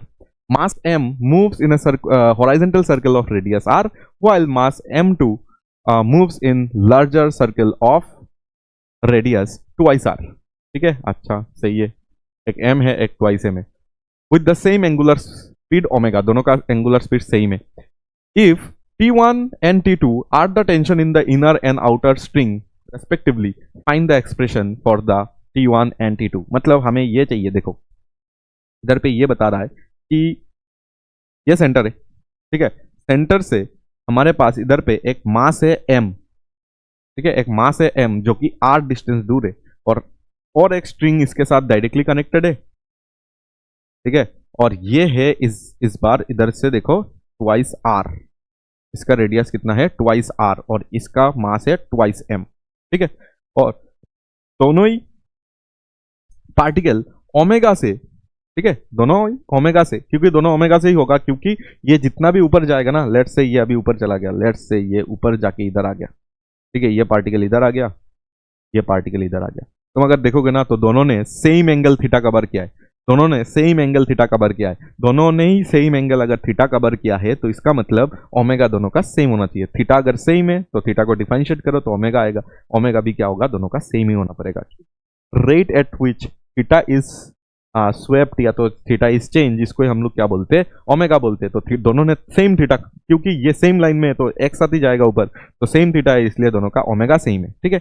हमें चाहिए इधर पे टेंशन, देखो इधर पे हमें ये बता के दिया है कि इधर पे जो टेंशन लग रहा है वो लग रहा है, लेट्स से इसमें जो लगेगा वो लगेगा T1, बट इसके साथ ये भी तो स्ट्रिंग है तो इसमें लगेगा T2, ये T1 और T2 हमें चाहिए, लेकिन इस मास में अगर देखोगे तो इसका एफबीडी में देखोगे ये लगेगा सिर्फ T2, और क्योंकि ये सेंटर के अबाउट ये घूम रहा है, ठीक है, ये मास को देखो ये ऐसे ऐसे घूम रहा है, ये ऐसे ऐसे मूव हो रहा है, मतलब सर्कुलर मोशन में है, तो सर्कुलर मोशन में है तो इस मास के लिए अगर एफबीडी बनाओगे, इस मास के एफबीडी में तुम्हें सिर्फ और सिर्फ T2 दिखेगा और T1 दिखेगा, और क्यू की सेंटर इस तरफ है, इस तरफ है, तो T1 ज्यादा होगा पक्का, तो T1 माइनस T2 हो जाएगा इसका m ओमेगा स्क्वायर और r रेडियस है।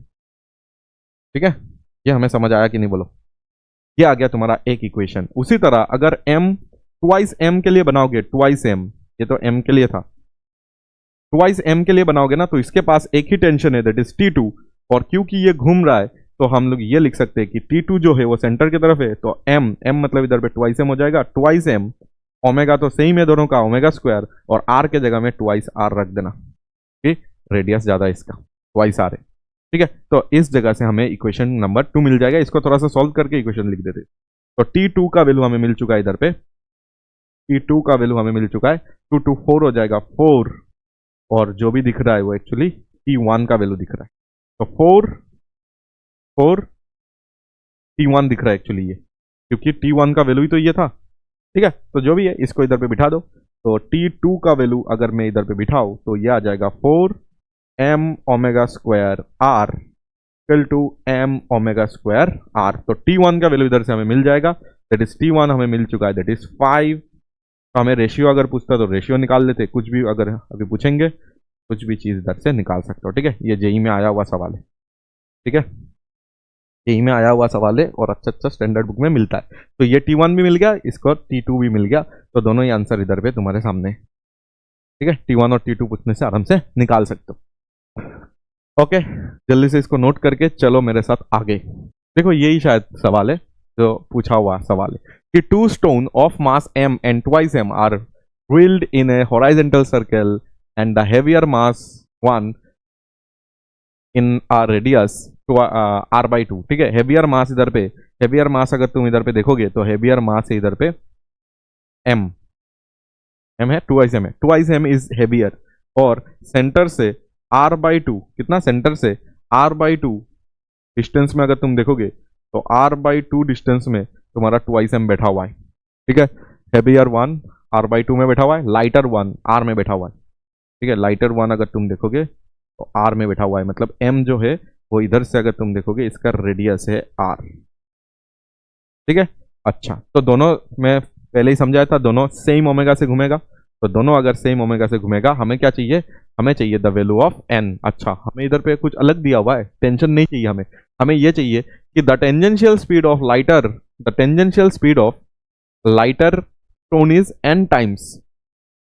ठीक है, तो लाइटर का जो भी टेंजेंशियल, लाइटर मतलब ये, तो इसको v2 मान रहा हूं। ठीक है, इसमें जो भी वेलोसिटी है v2, ये टेंजेंशियल है, ये v1 है।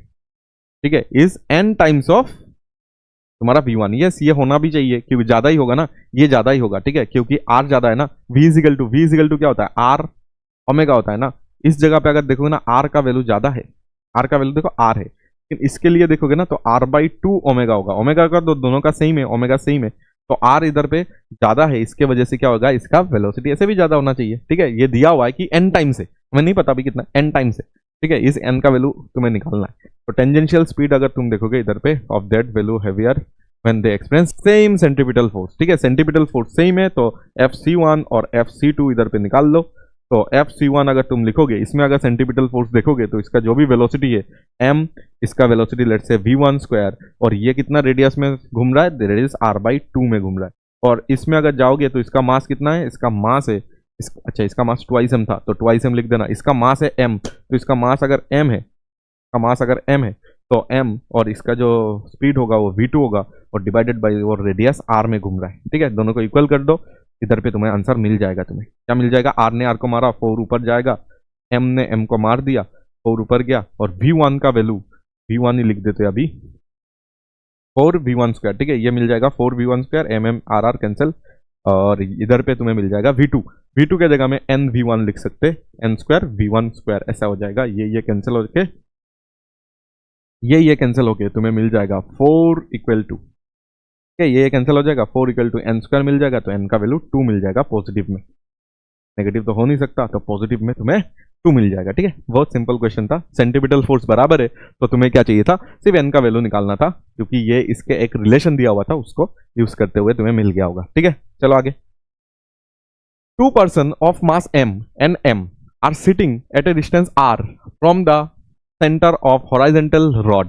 ठीक है, एक horizontal rod में दो मास बैठा हुआ है, which is rotating about its center with a constant angular velocity omega. The rod is rough enough to provide friction between the person and itself. Find the minimum coefficient of friction mu required so that both person remain at rest relative to rod. ठीक है, हमारे पास इधर पे rod है, ठीक है, ये rod है इधर पे, ठीक है, इस रॉड को, ये रॉड अपना सेंटर के अबाउट जो भी एक्सिस है, इससे क्या हो रहा है, ऐसे मूव, ऐसे क्या हो रहा है, ओमेगा से घूम रहा है, ठीक है। अच्छा, इधर पे दो मास सेम डिस्टेंस में बैठा हुआ है इस रॉड में, ठीक है, इस रॉड में सेम मास इधर पे बैठा हुआ है, तो दोनों का एफबीडी सेम ही बनने वाला है, ठीक है, दोनों का एफबीडी सेम बनेगा। टू पर्सन सिटिंग, ठीक है, horizontal rotating about this centre with constant omega, ठीक है। The rod is rough enough to provide friction. तो बात ये है कि ये अगर घूमेगा तो ये भी घूमना स्टार्ट हो जाएगा, ठीक है, ये भी घूमना स्टार्ट हो जाएगा, तो इसको रेस्ट में रहना है। ये बता रहा है कि कितना म्यू होना चाहिए इसके बीच में, ये जो सरफेस है ना, इस सरफेस के बीच में कितना म्यू होना चाहिए तो दैट ये दोनों रेस्ट में रहे, ये ओमेगा से घूमे और दोनों रेस्ट में रहे। समझ आ रहा है? नहीं तो ये क्या हो जाएगा, बाहर जाना चाहेगा। ये एक्चुअली क्या होगा, तुम ओमेगा से घुमाना जब स्टार्ट करोगे ना, ये एक्चुअली बाहर जाना स्टार्ट कर देगा। तो ये बाहर जाना स्टार्ट कर रहा है, इसका मतलब तुम्हें इधर पे सेंटर की तरफ, ठीक है, ये जो ओमेगा है इस सेंटर की तरफ एक फ्रिक्शन लगना स्टार्ट हो जाएगा, ठीक है। तो फ्रिक्शन लगना स्टार्ट हो जाएगा, तो ये घूम रहा है घूम रहा है घूम रहा है, इधर पे फ्रिक्शन लगना स्टार्ट हो जाएगा। तो फ्रिक्शन का जो फोर्स होगा वही तुम्हारा एक्चुअली क्या हो रहा है, वो ज्यादा हो सकता है, कुछ प्रॉब्लम नहीं है, ठीक है। फ्रिक्शन का वैल्यू ज्यादा हो सकता है हमेशा, ज्यादा होने से कुछ प्रॉब्लम नहीं है, ठीक है। तो वो वैल्यू ज्यादा हो सकता है हमेशा, बट ये जो घूम रहा है ना, घूमने के वजह से तुम अगर इसके ऊपर से देखोगे तो क्योंकि उसके रेस्पेक्ट में चाहिए ना, तो इसके ऊपर बैठ जाओ, इसके ऊपर बैठ के तुम इक्वेशन लिखो, तो एक तो तुम्हें फ्रिक्शन दिखेगा और दूसरा क्या दिखेगा, क्योंकि तुम इसके ऊपर हो तो इसमें लगाना पड़ेगा, देखो इसका मास m है तो इसमें लगाना पड़ेगा m omega square r। Sir ये क्या हो गया, m ओमेगा स्क्वायर r, ठीक है, ये m ओमेगा स्क्वायर r क्या हो गया, ये r डिस्टेंस दिया हुआ था, ये m ओमेगा स्क्वायर r क्या हो गया सर, और इसका डायरेक्शन बाहर की तरफ क्यों, अरे ये सेंट्रीफ्यूगल फोर्स है ये, ठीक है। मैंने इधर पे सेंट्रीफ्यूगल फोर्स ले लिया, क्यों सेंट्रीफ्यूगल ले लिया, क्यों सेंट्रीफ्यूगल ले लिया इधर पे, सेंट्रीफ्यूगल फोर्स क्यों ले लिया मैंने इधर पे, क्योंकि मैं रॉड के रेस्पेक्ट में इसको सॉल्व कर रहा था, इसके वजह से। तुम अगर बाहर से सॉल्व करोगे तो भी चलेगा कि यही फ्रिक्शन, क्योंकि ये सर्कल में घूम रहा है, यही फ्रिक्शन तुम्हारे लिए क्या हो जाएगा, सेंट्रीपिटल फोर्स हो जाएगा। अच्छा, जितना भी फ्रिक्शन लग रहा है वो फ्रिक्शन तुम्हारा हमेशा क्या हो सकता है, ज्यादा हो ही सकता है, कुछ प्रॉब्लम नहीं है, ठीक है। इक्वल वाला केस हम लोग लेते हैं ना हमेशा, तो इक्वल वाला ही लेंगे इधर पे भी, कि थोड़ा सा हम लोग को समझना है कि मिनिमम कितना चाहिए, इसके वजह से मैं ऐसा कर रहा हूँ। फ्रिक्शन ज्यादा हो सकता है, कुछ प्रॉब्लम नहीं है। फ्रिक्शन अगर ज्यादा होगा तो क्या तुम इस तरफ आओगे क्या, नहीं, फ्रिक्शन ज्यादा का मतलब इधर पे फ्रिक्शन का जो वैल्यू है वो ज्यादा हो सकता है, बट रिक्वायर्ड तुम्हें जितना चाहिए ना उतना ही हम लोग इधर पे लेंगे, ठीक है। अच्छा, फ्रिक्शन का जो भी वैल्यू आएगा it should be greater than और equal to, it should be greater than और इक्वल टू क्या होना चाहिए, mv स्क्वायर बाई आर। तो ही क्या नहीं होगा, तो ही तुम गिरोगे नहीं, तो ही तुम उस तरफ नहीं जाओगे। फ्रिक्शन अगर ज्यादा है हमेशा तो तुम इस तरफ ही रहोगे, इस तरफ जाओगे नहीं, और फ्रिक्शन तुम्हें कभी स्लाइड करके इधर नहीं लाएगा, ठीक है, क्योंकि वो स्टैटिक वाला ही लगेगा हमेशा, मैक्सिमम स्टैटिक लगेगा, ठीक है। तो इधर पे जो भी फ्रिक्शन आएगा वो उसका वैल्यू लिख देते, that is mu into N आ जाएगा। अच्छा, म्यू इंटू एन करने से ये देखो ऊपर में लगेगा तुम्हारा नॉर्मल, ऊपर में लगेगा नॉर्मल, और नीचे की तरफ अगर देखोगे तो तुम्हारे पास लगेगा m, ठीक है। अच्छा, mg मिल गया तुम्हें, और it should be greater then m omega square r। तो इधर पे म्यू n के जगह में रख दो mg और ग्रेटर देन इक्वल टू लगा दो m ओमेगा स्क्वायर r। इस पॉइंट से तुम्हें mu greater than equal to मिल रहा है, m कैंसिल हो रहा है, ओमेगा स्क्वायर r बाई क्या मिल रहा है तुम्हें, g मिल रहा है। बताओ, ये तो समझ आया होगा, omega square r by g मिल रहा है। तो इस पॉइंट से क्या तुम लिख सकते हो मिनिमम वैल्यू, यस, हमें मिनिमम चाहिए था ना, थोड़ा फील देने के लिए मैंने ये तुम्हें वो लगाया, नहीं तो तुम अगर तुम्हें समझ नहीं आता तो डायरेक्ट कर लो, इक्वल करके कर लो, ठीक है। इतना टाइम से तो इक्वल करके कर रहे हैं ना, तो इधर से देखो m इससे ज्यादा हो सकता है बाई इतना हो सकता है, इससे ज्यादा या तो इतना, म्यू इतना हो सकता है या तो इससे ज्यादा, तो इतना जो है उससे ज्यादा ही हो सकता है, 5 या तो 5 से ज्यादा, तो 5 मिनिमम हो गया ना, तो मतलब ये इक्वल वाला इधर पे क्या आ जाएगा, मिनिमम आ जाएगा। तो म्यू मिनिमम अगर तुम्हें चाहिए तो ये इक्वल टू वाला लेना पड़ेगा, क्योंकि इक्वल टू वाला से अगर ज्यादा करोगे तो म्यू का वैल्यू ज्यादा आ जाएगा। हमें तो मिनिमम चाहिए था, हमें तो क्या चाहिए था, मिनिमम चाहिए था, तो इसलिए म्यू मिनिमम इतना आ गया है, समझ आ गया, म्यू मिनिमम इतना हो जाएगा। तो सिंपल क्वेश्चन था, ठीक है। एक का अगर एफबीडी बनाओगे तो ही चल जाएगा, ठीक है। चलो आगे। A coin rests at the edge of horizontal table R, ये अभी क्या था, वर्टिकल एक्सिस, अच्छा कोफिशिएंट ऑफ स्टैटिक दिया हुआ है, table is mu, find the maximum angular, ये अभी किया था हम लोग ने, ठीक है। तो इसको मैं जल्दी से सिर्फ लिख के दे देता हूँ तुम्हें, ये अभी किया था, तो टाइम वेस्ट करके फायदा नहीं है, ये जेई में आया हुआ सवाल है ना, तो हम लोग ने वो प्रीवियस ईयर में ही कर दिया था,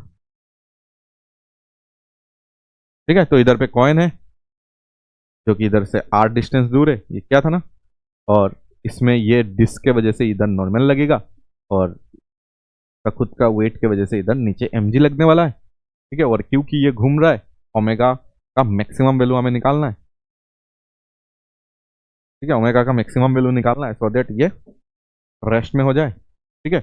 और इसके तरफ क्या लगेगा तुम्हारा, क्या लगने वाला है, फ्रिक्शन लगने वाला है, क्योंकि ये म्यू दिया है इनके बीच में, इनके बीच में क्या दिया हुआ है, म्यू दिया हुआ है, तो ओमेगा का मैक्सिमम वैल्यू हमें चाहिए, तो यही तुम्हारा फ्रिक्शन होगा। तो ये जो फ्रिक्शन है वही एक्चुअली तुम्हारा सेंट्रीपिटल फोर्स को सपोर्ट करेगा, या तो वही सेंट्रीपिटल फोर्स है, ठीक है। तो फ्रिक्शन का वैल्यू इधर पे रख देना, म्यू एन, अभी हम लोग जो भी कर रहे हैं ना वो सेम ही है, सब कुछ इधर पे सेम ही दिखेगा, ठीक है। तो म्यू एन के जगह में इधर पे mg लगा लो, तो इधर से m ओमेगा स्क्वायर r कर सकते हो, तो इधर से ओमेगा मैक्स जो पहले निकाला था वही आएगा, आया था म्यू, आया था याद है क्या, म्यू जी बाई आर आया था, हाँ इधर से भी देख लो म्यू जी बाई आर ही आ रहा है, ठीक है। ये मैक्सिमम वैल्यू होगा, ठीक है,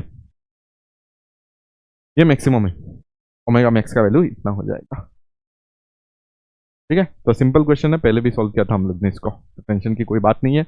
a coin is placed at a distance r from the centre of horizontal circular table, the table starts rotating from rest with constant angular acceleration, note कर लो जल्दी से, ठीक है। इस क्वेश्चन को अच्छे से नोट कर लो, ठीक है, इधर पे लगा लो स्टार, ठीक है। इधर से हमें समझने को बहुत सारा कुछ इधर पे मिलेगा, ठीक है, समझना है अभी अच्छे से समझना है, क्या क्या समझना है। इधर पे देखो कि एक टेबल था, ठीक है, एक टेबल है, इस टेबल में, ठीक है, इसको अभी मैं तुम्हें टॉप व्यू दिखाऊंगा इसका, ये साइड व्यू है।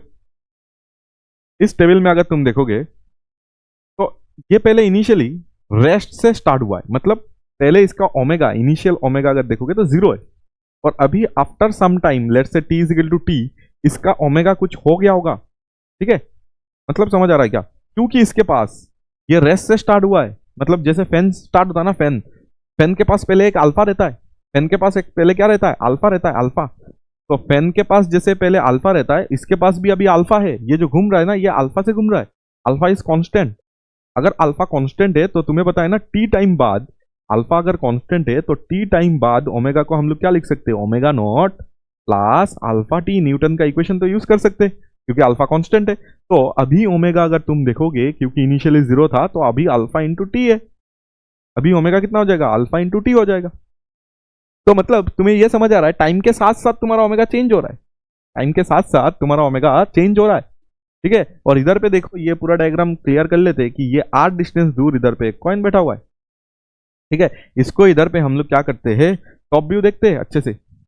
इस टॉप व्यू में तुम्हें क्या दिखेगा कि इसका सेंटर से r डिस्टेंस दूर एक कॉइन बैठा हुआ है, ठीक है। इधर से अगर तुम्हें देखना है तो ऊपर की तरफ तुम नॉर्मल लगा लो, कुछ प्रॉब्लम नहीं है, नीचे की तरफ तुम mg लगा लो, वो भी कुछ प्रॉब्लम नहीं है, ठीक है। बट ये तो अच्छा ठीक है, हॉरिजॉन्टल बात था, इधर इधर कहानी इधर गड़बड़ होता है, क्यों, क्योंकि इसके पास अल्फा है और ओमेगा इसका वेरिएबल है, ओमेगा वेरिएबल है, जैसे कि फैन चलाते हैं ना जब, तो ओमेगा क्या रहता है, वेरिएबल रहता है।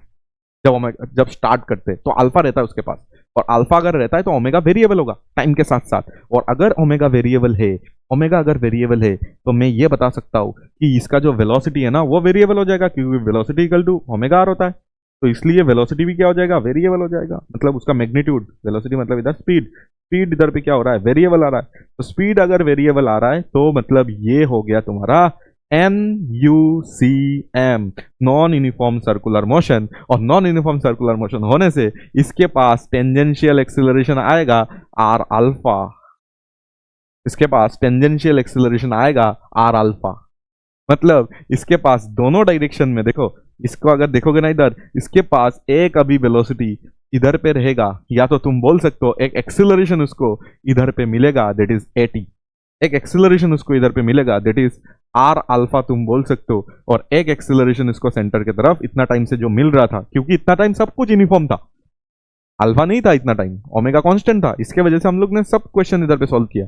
बट अभी अगर देखोगे तो अल्फा है, अल्फा है मतलब इधर पे कितना मिलता है, इधर पे कितना मिलता है, ओमेगा स्क्वायर आर दे दूं, ठीक है, इस पॉइंट का ओमेगा जितना भी होगा तो ओमेगा स्क्वायर, और ये आर, ये अल्फा आर और ये ओमेगा स्क्वायर आर। इधर पे दोनों एक्सेलरेशन है, इतना टाइम से ओमेगा कांस्टेंट था इसलिए ये पार्ट जीरो हो गया था, अल्फा नहीं था, अल्फा नहीं था तो ये पार्ट जीरो था, तो कुछ नहीं आया था, ठीक है, क्योंकि इसके पास एक मास है, इसके पास एक मास है। इस बार ये फोर्स, ये एक्सेलरेशन अगर तुम देखोगे तो मिलके तुम ये बता सकते हो कि इधर नेट एक्सेलरेशन इस तरफ आएगा, मतलब नेट फोर्स भी तुम्हारा, क्योंकि नेट एक्सेलरेशन इस तरफ का मतलब नेट फोर्स भी तुम्हारा इसी तरफ आएगा, एफ नेट तुम्हारा इसी तरफ आएगा। तो इस बार जो फ्रिक्शन, हम लोग फ्रिक्शन चिल्ला रहे थे, जो फ्रिक्शन तुम्हें ऐसा लग रहा होगा कि ये सर्कुलर मोशन इसलिए करेगा, देखो ये डिस्क एक्चुअली ओमेगा से अभी अभी अभी ये ओमेगा से घूम रहा होगा ना, आफ्टर सम टाइम जब मैं ये सब बात कर रहा हूं तब इसका स्पीड मैंने कितना मान लिया, ओमेगा मान लिया, एंगुलर स्पीड कितना मान लिया, ओमेगा मान लिया, ठीक है, क्योंकि ओमेगा तो चेंज हो रहा है ना, हमें ऐसा चाहिए, देखो एक टाइम चाहिए after which coin just slip, ठीक है, coin just begins to slip, मतलब पूरा मैक्सिमम क्या लग रहा है, मैक्सिमम फ्रिक्शन लग रहा है, ठीक है, एफएस मैक्स का कंडीशन है, एफएस मैक्स का कंडीशन हमें तक हमें जाना है। तो लेट्स से उसी टाइम के बारे में बात कर रहे हैं जिस टाइम में ये सब हो रहा है, तब ओमेगा कितना है, ओमेगा है अभी, ठीक है, ओमेगा का वैल्यू अभी ओमेगा है, और ओमेगा को हम लोग अल्फा टी से डिनोट कर सकते हैं। बात ये है कि इसमें ना दोनों फोर्स आ रहा है, एक तो टेंजेंशियल फोर्स आ रहा है, एक सेंटीपिटल फोर्स आ रहा है, तो नेट फोर्स अगर देखो ना तो इस तरफ आ रहा है। तो अब बात ये है कि ये नेट फोर्स कौन दे रहा है, हमें तो पता है कि सेंटर की तरफ फ्रिक्शन लगता है, हमें क्या पता है, सेंटर की तरफ फ्रिक्शन लगता है। जब एक फैन चलता है तो क्या सेंटर की तरफ फ्रिक्शन लगता है, सोचो एक फैन के ऊपर मैंने कॉइन बिठा दिया, तो क्या उस कॉइन में सेंटर की तरफ फ्रिक्शन लगेगा, तो answer is no, answer is no. जब एक फैन चलेगा तब उसके ऊपर अगर एक कॉइन रखोगे तो सेंटर की तरफ फ्रिक्शन नहीं लगेगा, सेंटीमीटर उसको घुमाने के लिए उस किस तरफ लगेगा, लगेगा हमेशा इस तरफ, क्योंकि इधर पे दो फोर्सेस आ रहा है, देखो ये एक फोर्स ही तो है, ये एक फोर्स ही तो है जो टेंजेंशियल फोर्स है, और ये भी तो एक फोर्स ही है ना, मतलब सेंटीपिटल फोर्स है। तो टेंजेंशियल फोर्स और सेंटीपिटल फोर्स इसके वजह से आ रहा है क्योंकि ये जो तुम्हारा फ्रिक्शन है ना, ये जो तुम्हारा फ्रिक्शन है ना, वो एक्चुअली अपना डायरेक्शन चेंज किया है। ये फ्रिक्शन पहले सेंटर की तरफ लगता था, क्योंकि अभी तुम्हारे पास AT है, AT मतलब ये अल्फा एक कांस्टेंट है, धीमे धीमे तुम्हारा स्पीड इंक्रीज हो रहा था, इसके वजह से फ्रिक्शन ने अपना रास्ता चेंज करके, अपना डायरेक्शन चेंज करके ऐसे डायरेक्शन में लगना स्टार्ट हो जाएगा, मतलब यही तुम्हारा इस डायरेक्शन में तुम्हारा एक्चुअली फ्रिक्शन लग रहा है। अब और मैं समझाता हूं क्यों ऐसा, क्योंकि जब फ्रिक्शन ऐसे लगेगा ना, अगर ये थीटा बन जाएगा, अगर ये थीटा एंगल में लगेगा, तो ही फ्रिक्शन का एक कंपोनेंट, एफ कॉस थीटा करके ये तुम्हें सेंट्रीपिटल एक्सिलरेशन प्रोवाइड करेगा, या तो तुम बोल लो सेंट्रीपिटल फोर्स, इसको सेंट्रीपिटल फोर्स इसको प्रोवाइड करेगा। और फ्रिक्शन का एक कंपोनेंट देखो, फ्रिक्शन का एक कंपोनेंट टेंजेंट की तरफ लगेगा, और वो लगेगा एफ साइन थीटा, जो तुम्हें टेंजेंशियल फोर्स के तरफ लेके जाएगा, ठीक है, ये बात तुम्हें इधर पे समझना जरूरी था, यही तुम्हें अभी टेंजेंशियल फोर्स को सपोर्ट कर रहा है या तो अप्लाई करा रहा है, ठीक है। तो अल्फा अगर कांस्टेंट होता है तो ओमेगा वेरी होता है, और ओमेगा अगर वेरी होगा, अगर ओमेगा वेरी होगा तो तुम्हारा इधर पे फ्रिक्शन जो पहले सेंटर की तरफ लग रहा था, अभी सेंटर की तरफ नहीं लगेगा, क्यों, क्योंकि उसको दोनों को सपोर्ट करना है ना, पहले तो यही लग रहा था इसलिए फ्रिक्शन यही था, लेकिन अभी फ्रिक्शन थोड़ा सा एंगल बन जाएगा, सो दैट इसको भी सेंटीपिटल फोर्स भी आ सके और टेंजेंशियल फोर्स भी आ सके। तो मतलब अभी फ्रिक्शन ही तुम्हारा इधर पे क्या कर रहा है, अपना डायरेक्शन चेंज कर रहा है, और करके दोनों को सपोर्ट कर रहा है, ठीक है। तो सब सॉल्व कैसे करें, इसको सॉल्व हम लोग कर सकते हैं आराम से, देखो कैसे सॉल्व कर सकते हैं। देखो क्या हमें इधर पे नेट फोर्स हम लोग निकाल सकते हैं, नेट फोर्स आराम से निकाल जाएगा, कैसे निकल जाएगा, देखो यही तो हमारा फ्रिक्शन है, नेट फोर्स, तो यही फ्रिक्शन है, नेट फोर्स नहीं निकाल सकते हो, नेट फोर्स आराम से निकाल सकते हैं, कैसे, देखो इधर पे हमें पता है ना एक्सीलरेशन कितना लग रहा है, एक्सीलरेशन कितना लग रहा है ओमेगा स्क्वायर, और ये आर है, और इधर पे हमें पता है कि एक्सीलरेशन कितना लग रहा है, AT लग रहा है, दैट इज आर अल्फा। तो ये दोनों अगर लग रहा है तो नेट फोर्स जो ये F जो होगा ना फ्रिक्शन, वो कितना हो जाएगा, M इंटू ए हो जाएगा ना, ठीक है, M इंटू ए हो जाएगा ना, ए कौन सा वाला होगा, ए नेट लगेगा ना, क्योंकि ये डायरेक्शन में है ना, तो नेट एक्सेलरेशन कितना हो जाएगा, देखो यही फ्रिक्शन हमारा हो जाएगा m, और नेट एक्सेलरेशन तुम्हें हमेशा पता है कि ए टी स्क्वायर प्लस ए क्या हो जाएगा, टी स्क्वायर हो जाएगा। ठीक है, इधर से ही तुम क्या कर सकते हो m, और यही तुम्हारा क्या हो जाएगा ए टी मतलब आर अल्फा का स्क्वायर होता है, और ए सी मतलब ओमेगा स्क्वायर आर होता है। ठीक है, इस जगह से तुम क्या कर सकते हो, फ्रिक्शन हमें मिल चुका है, फ्रिक्शन हमें मिल चुका है, और फ्रिक्शन को हम लोग कितना लिख सकते हैं, म्यू एम जी। फ्रिक्शन को हम लोग क्या लिख सकते हैं, म्यू एम जी लिख सकते हैं। तो फ्रिक्शन के जगह में हम लोग लिख रहे म्यू एम जी। ठीक है, फ्रिक्शन के जगह में क्योंकि अभी पूरा मैक्सिमम लग रहा है, तो mu m g equal to तुम कितना लिख सकते हो एम, और इस पॉइंट में तुम लिख सकते हो r square alpha square plus इधर पे लिखो omega to the power 4 r to the power 2। ठीक है, ये लिख सकते हैं हम लोग, एम कैंसिल आउट कर दो, तो म्यू जी इधर पे रहेगा, और इस पॉइंट में आर को बाहर निकाल दो, तो आ जाएगा तुम्हारे पास आर, और अंदर में क्या होगा, अच्छा अल्फा स्क्वायर देना भूल गया, तो अल्फा स्क्वायर आएगा, और ये ओमेगा टू द पावर 4 का आर स्क्वायर आ जाएगा, तो आर बाहर आ जाएगा। तो रूट के अंदर तुम्हारे पास कितना रहने वाला है, रूट के अंदर पे अल्फा स्क्वायर, और इस पे तुम्हें ओमेगा टू द पावर 4 दिखेगा। ठीक है, इसको ही अगर स्क्वायर कर लोगे ना, तो मिल जाएगा mu square g square r square alpha square plus omega to the power 4। Sir इधर से करना क्या है आपको, मुझे इधर से ओमेगा निकालना है। ठीक है, इधर से मैं लिख देता हूँ फाइंड ओमेगा, ओमेगा इधर से निकाल लो। ठीक है, तो हमें तो टाइम चाहिए था, तो टाइम कैसे निकालेंगे, वेरी सिंपल, हमें पता है कि omega is equal to omega naught plus alpha t, और इनिशियली ये रेस्ट में था, तो ओमेगा इज इक्वल टू क्या आ गया था, 0 अल्फा टी। तो इधर से टाइम का जो वैल्यू आ जाएगा वो आ जाएगा, कितना टाइम बाद तुम्हारा फ्रिक्शन मैक्सिमम हो गया, उसी टाइम तो स्लिपिंग होना स्टार्ट होगा, तो मैक्सिमम के लिए हम लोग ने इधर से क्या निकाल लिया, ओमेगा निकाल लिया, और यही तुम्हारा क्या हो जाएगा, ओमेगा बाई अल्फा हो जाएगा तुम्हारा टाइम। ठीक है, ओमेगा इधर से निकाल के अल्फा से डिवाइड कर देना, अल्फा तो दिया है ना क्वेश्चन में, अल्फा ही दिया हुआ है, तो अल्फा को अल्फा लिखो, ओमेगा इधर से निकालो, ओमेगा निकाल के इधर पे पुट कर देना, तो टाइम तुम्हारा आ जाएगा, जल्दी से नोट कर लो। फिर चलो नेक्स्ट क्वेश्चन के तरफ। ठीक है, a bead is placed at a distance r from the end of a horizontal rod. The rod starts rotating from rest with constant angular acceleration alpha. फिर से constant angular acceleration दिया हुआ है, तो ये दोनों क्वेश्चन को अच्छे से नोट करना। ठीक है, ये तो गलत हो जाएगा तुम्हारा, ये constant acceleration है, ये तुम इधर पे नोट करो अच्छे से। The coefficient of static friction between the bead and the table is mu. ठीक है, तो टेबल नहीं होगा, ये तो रॉड होना चाहिए था। ठीक है, तो रॉड लिख देना,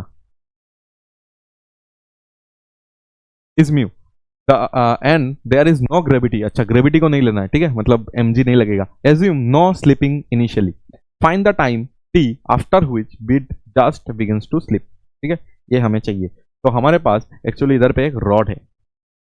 ठीक है, रॉड में अगर देखोगे तो ये शायद सपोर्ट होगा,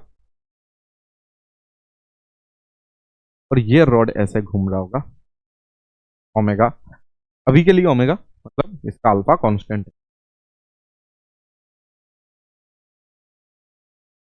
ठीक है, bed is placed at a distance r from the end of A horizontal, r from the end of A horizontal. इधर पे एक बीड है, बीड बीड मतलब समझ आता है, ऐसे एक सर्कुलर होगा, प्लास्टिक का हो सकता है, आयरन का हो सकता है, और ये इस रॉड के अंदर ऐसे है, रॉड के अंदर है। ठीक है, फ्रॉम रेस्ट है constant angular acceleration alpha, rod starts rotating from rest. ठीक है, तो मतलब ओमेगा इनिशियली 0 था, और after some time t is equal to t, omega value अभी हम लोग ले लेते हैं ओमेगा है। ठीक है, और हमें पता है कि ओमेगा इज इक्वल टू, हम ये लगा ही सकते हैं, क्यों, ये इक्वेशन यूज कर सकते हैं क्योंकि अल्फा हमारा कांस्टेंट है, तो ओमेगा बाई अल्फा हम लोग पे सॉल्व कर सकते हैं, ओमेगा बाई अल्फा। ठीक है, अच्छा चलो इस बीट को हम लोग इधर पे देखें अच्छे से, तो बीट तो इसमें है, तो ये रॉड पक्का उसको एक नॉर्मल फोर्स दे रहा होगा। ठीक है, ये तो हमें ऊपर से दिख ही रहा है, और क्योंकि ये बीड है, ठीक है, तो इसके पूरा सेंटर की तरफ फ्रिक्शन लगेगा। इसके पास 2 एक्सेलरेशन आना चाहिए। ठीक है, तो फ्रिक्शन को थोड़ा सा अपना एंगल को चेंज करना पड़ेगा। ठीक है, तो इसको कितना लगना है, इसको लगना है एसी भी लगाना है और इधर पे एटी भी लगना है। ठीक है ना, बोलो समझ आया क्या बात।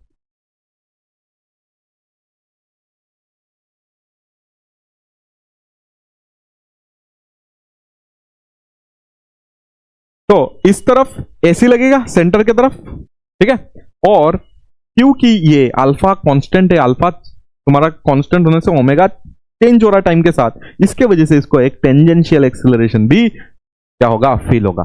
तो टेंजेंशियल एक्सेलरेशन भी है और तुम्हारे पास एसी भी है, दोनों ही तुम्हारे पास है इधर पे।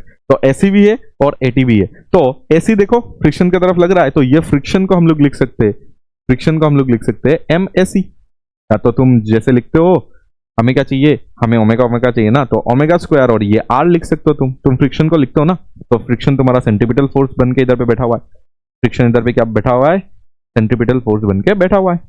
ठीक है, तो ये तुम्हें समझ आ गया।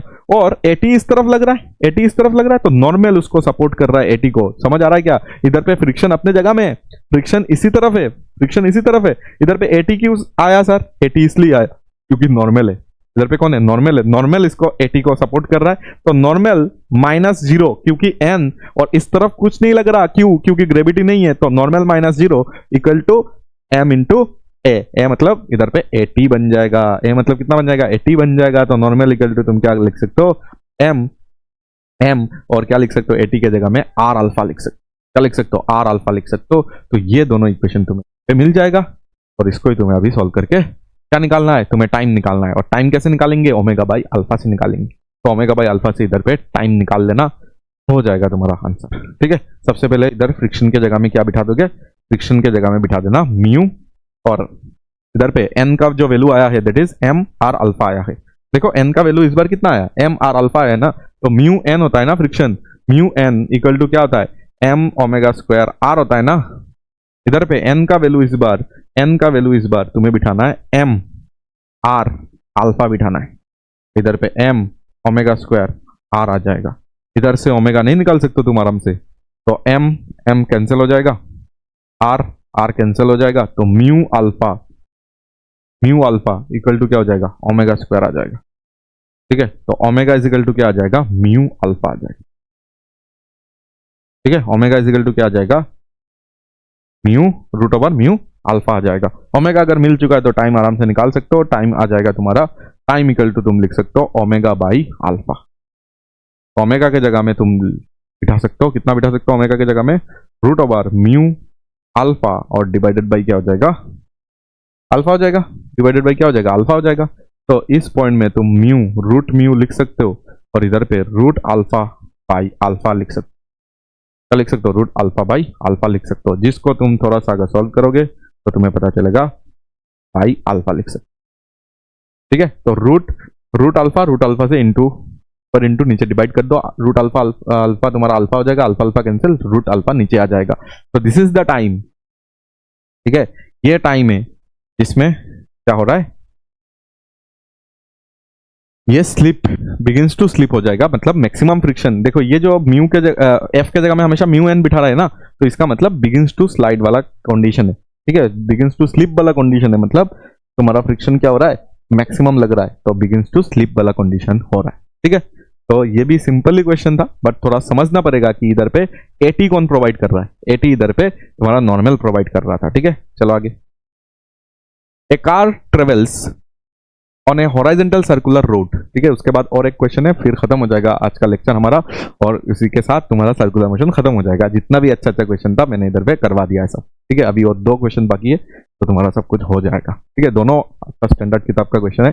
देखो, a car travels on a horizontal circular road of radius R, its speed increases at a constant rate. देखो ये फिर से बता दिया, फिर से इधर से यही पता चल रहा है कि इसका जो स्पीड है ना, इसका स्पीड याद है क्या, जो टेंजेंशियल एक्सेलरेशन होता है वही तो होता है कि स्पीड बाई तुम्हारा क्या रेट ऑफ स्पीड जो चेंज होता है ना, वो एक्चुअली क्या देता है, एटी देता है। एटी मतलब इसमें भी यही बता रहा है कि टेंजेंशियल एक्सेलरेशन दे रहा है, टेंजेंशियल एक्सेलरेशन है। ठीक है, सर्कुलर मोशन कर रहा है, टेंजेंशियल एक्सेलरेशन है।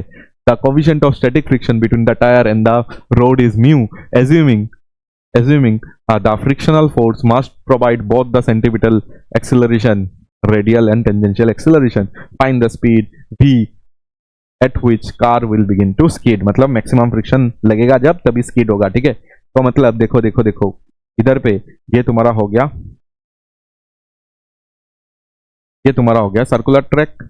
इस बार क्या हो रहा है, जो कार है ना वो एक्चुअली इधर पे सर्कुलर ट्रैक में तो चल रहा है, ठीक है, इधर पे सर्कुलर ट्रैक में तो चल रहा है, बट इसके पास इस बार दोनों मतलब एटी है तुम्हारा टेंजेंशियल डायरेक्शन की तरफ। इतना टाइम से नहीं हो रहा था क्योंकि हम लोग ने सब कुछ इधर पे क्या माना था, सब कुछ को हम लोग ने इधर पे ओमेगा कांस्टेंट माना था, इसलिए हमारे पास एटी आ नहीं रहा था, ठीक है।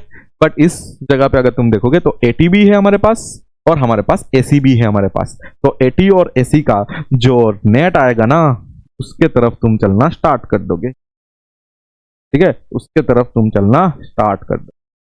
तो ये होगा तुम्हारा नेट एक्सेलरेशन। नेट एक्सेलरेशन अगर इस तरफ हो रहा है इसका मतलब ये नेट एक्सेलरेशन कौन प्रोवाइड कर रहा है, लास्ट लास्ट उसमें बताया था मैंने कि ये फ्रिक्शन पक्का इस तरफ आ गया होगा, ठीक है, समझ आया क्या बात। ये जो फ्रिक्शन है ना पक्का फ्रिक्शन इस तरफ आ रहा होगा और फ्रिक्शन एक तुम्हारा कंपोनेंट इधर से दे रहा होगा, that is F, let's say this is theta, तो एफ कॉस थीटा इधर पे प्रोवाइड कर रहा होगा दिस एसी के वजह से, और एक तुम्हारा कंपोनेंट इस तरफ दे रहा होगा that is F sine theta, और वो ही तुम्हारा एटी को ला रहा है। तुम्हें ये तो समझ आता है ना, एक्सीलरेशन आ रहा है मतलब फोर्स है, तो फोर्स है मतलब इधर पे देखो, इधर पे नॉर्मल वगैरह तो नॉर्मल तो देखो ये mg है, नॉर्मल है। देखो ये कार तो इधर से देखोगे जब तो तुम्हारे पास ये कार को जब देखोगे तुम सामने से तो तुम्हारे पास इसका mg नीचे दिखेगा, तो नॉर्मल वगैरह तो नहीं है क्योंकि बैंक्ड भी नहीं है, तो नॉर्मल तो आ ही नहीं रहा है, तो नॉर्मल तो इधर पे mg के बराबर है, नॉर्मल तो इधर पे mg के बराबर है।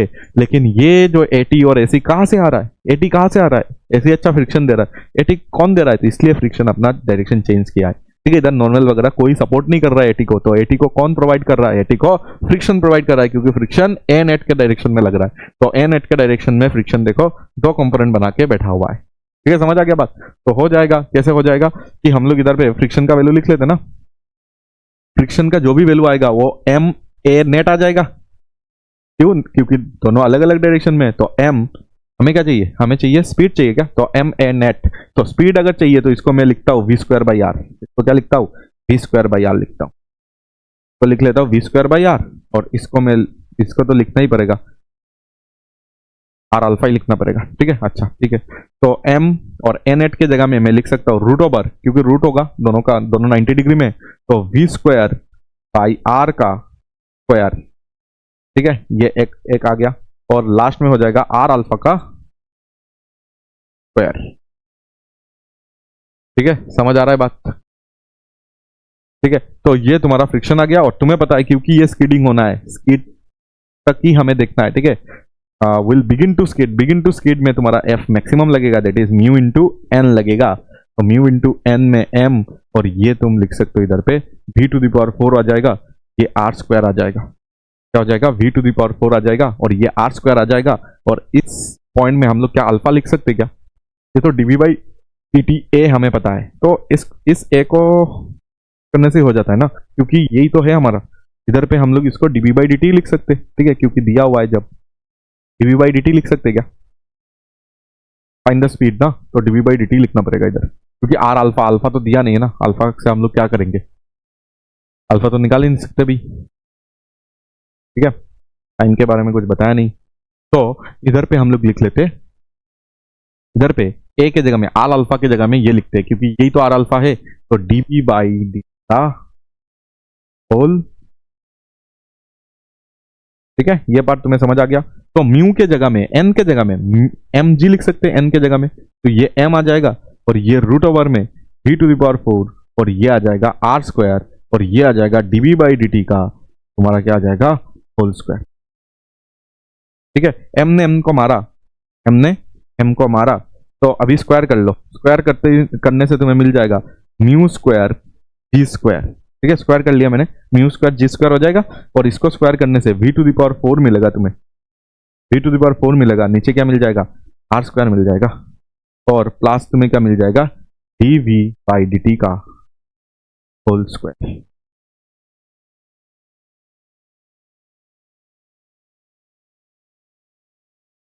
इसको ए यूज कर जब ए दिया हुआ है, एक कांस्टेंट रेट ए दिया है ना, तो इस पार्ट को ए लिख लेते हैं, ठीक है, फिर ऑप्शन के साथ मैच करा लेंगे। तो म्यू स्क्वायर जी स्क्वायर, क्योंकि इधर पे तो इंटीग्रेट नहीं करेंगे हम लोग, ठीक है, इंटीग्रेशन नहीं लगेगा क्योंकि हमें डायरेक्ट वी इधर पे मिल ही तो रहा है, आर स्क्वायर, और इसको हम लोग लिख लेते हैं ए स्क्वायर, ठीक है। ए तो दिया हुआ है कि ए तो लिखा हुआ है ना क्वेश्चन में, ये ऑप्शन में भी रहेगा ए, ठीक है। तो इस पॉइंट से तुम लिख सकते हो mu square g square minus ए स्क्वायर, ठीक है, और इधर पे आ जाएगा तुम्हारे पास आर स्क्वायर, और आ जाएगा वी टू द पावर 4 आ जाएगा, वी टू द पावर कितना आ जाएगा 4 आ जाएगा।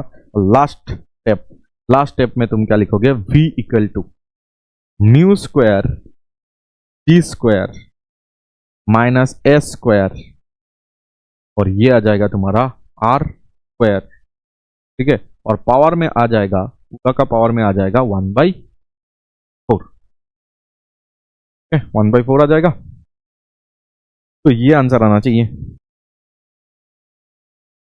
इतना होगा तुम्हारा मैक्सिमम स्पीड। इसको तुम क्या कर सकते हो, वेरीफाई भी कर सकते हो, ठीक है। इसको वेरीफाई कर दूं क्या, इसको वेरीफाई कर सकते हैं हम लोग, इसको वेरीफाई कर सकते हैं, ये आंसर को हम लोग वेरीफाई कर सकते हैं। सोचो तुम्हारे पास अगर 80 नहीं होता तो मैक्सिमम स्पीड कितना होता है बताओ तो। 80 अगर नहीं होता, ये बैंक नहीं, ये लेवल रोड है, तो वेरीफाई करो ना। लेवल रोड के लिए तो 80 तो नहीं था जब हम लोग ने प्रूव किया था, और लेवल रोड के लिए आंसर कितना आया था याद है क्या, लेवल रोड के लिए जो आंसर आया था वो आया था √/, म्यू आर जी आया था ना, हाँ म्यू आर जी आया था।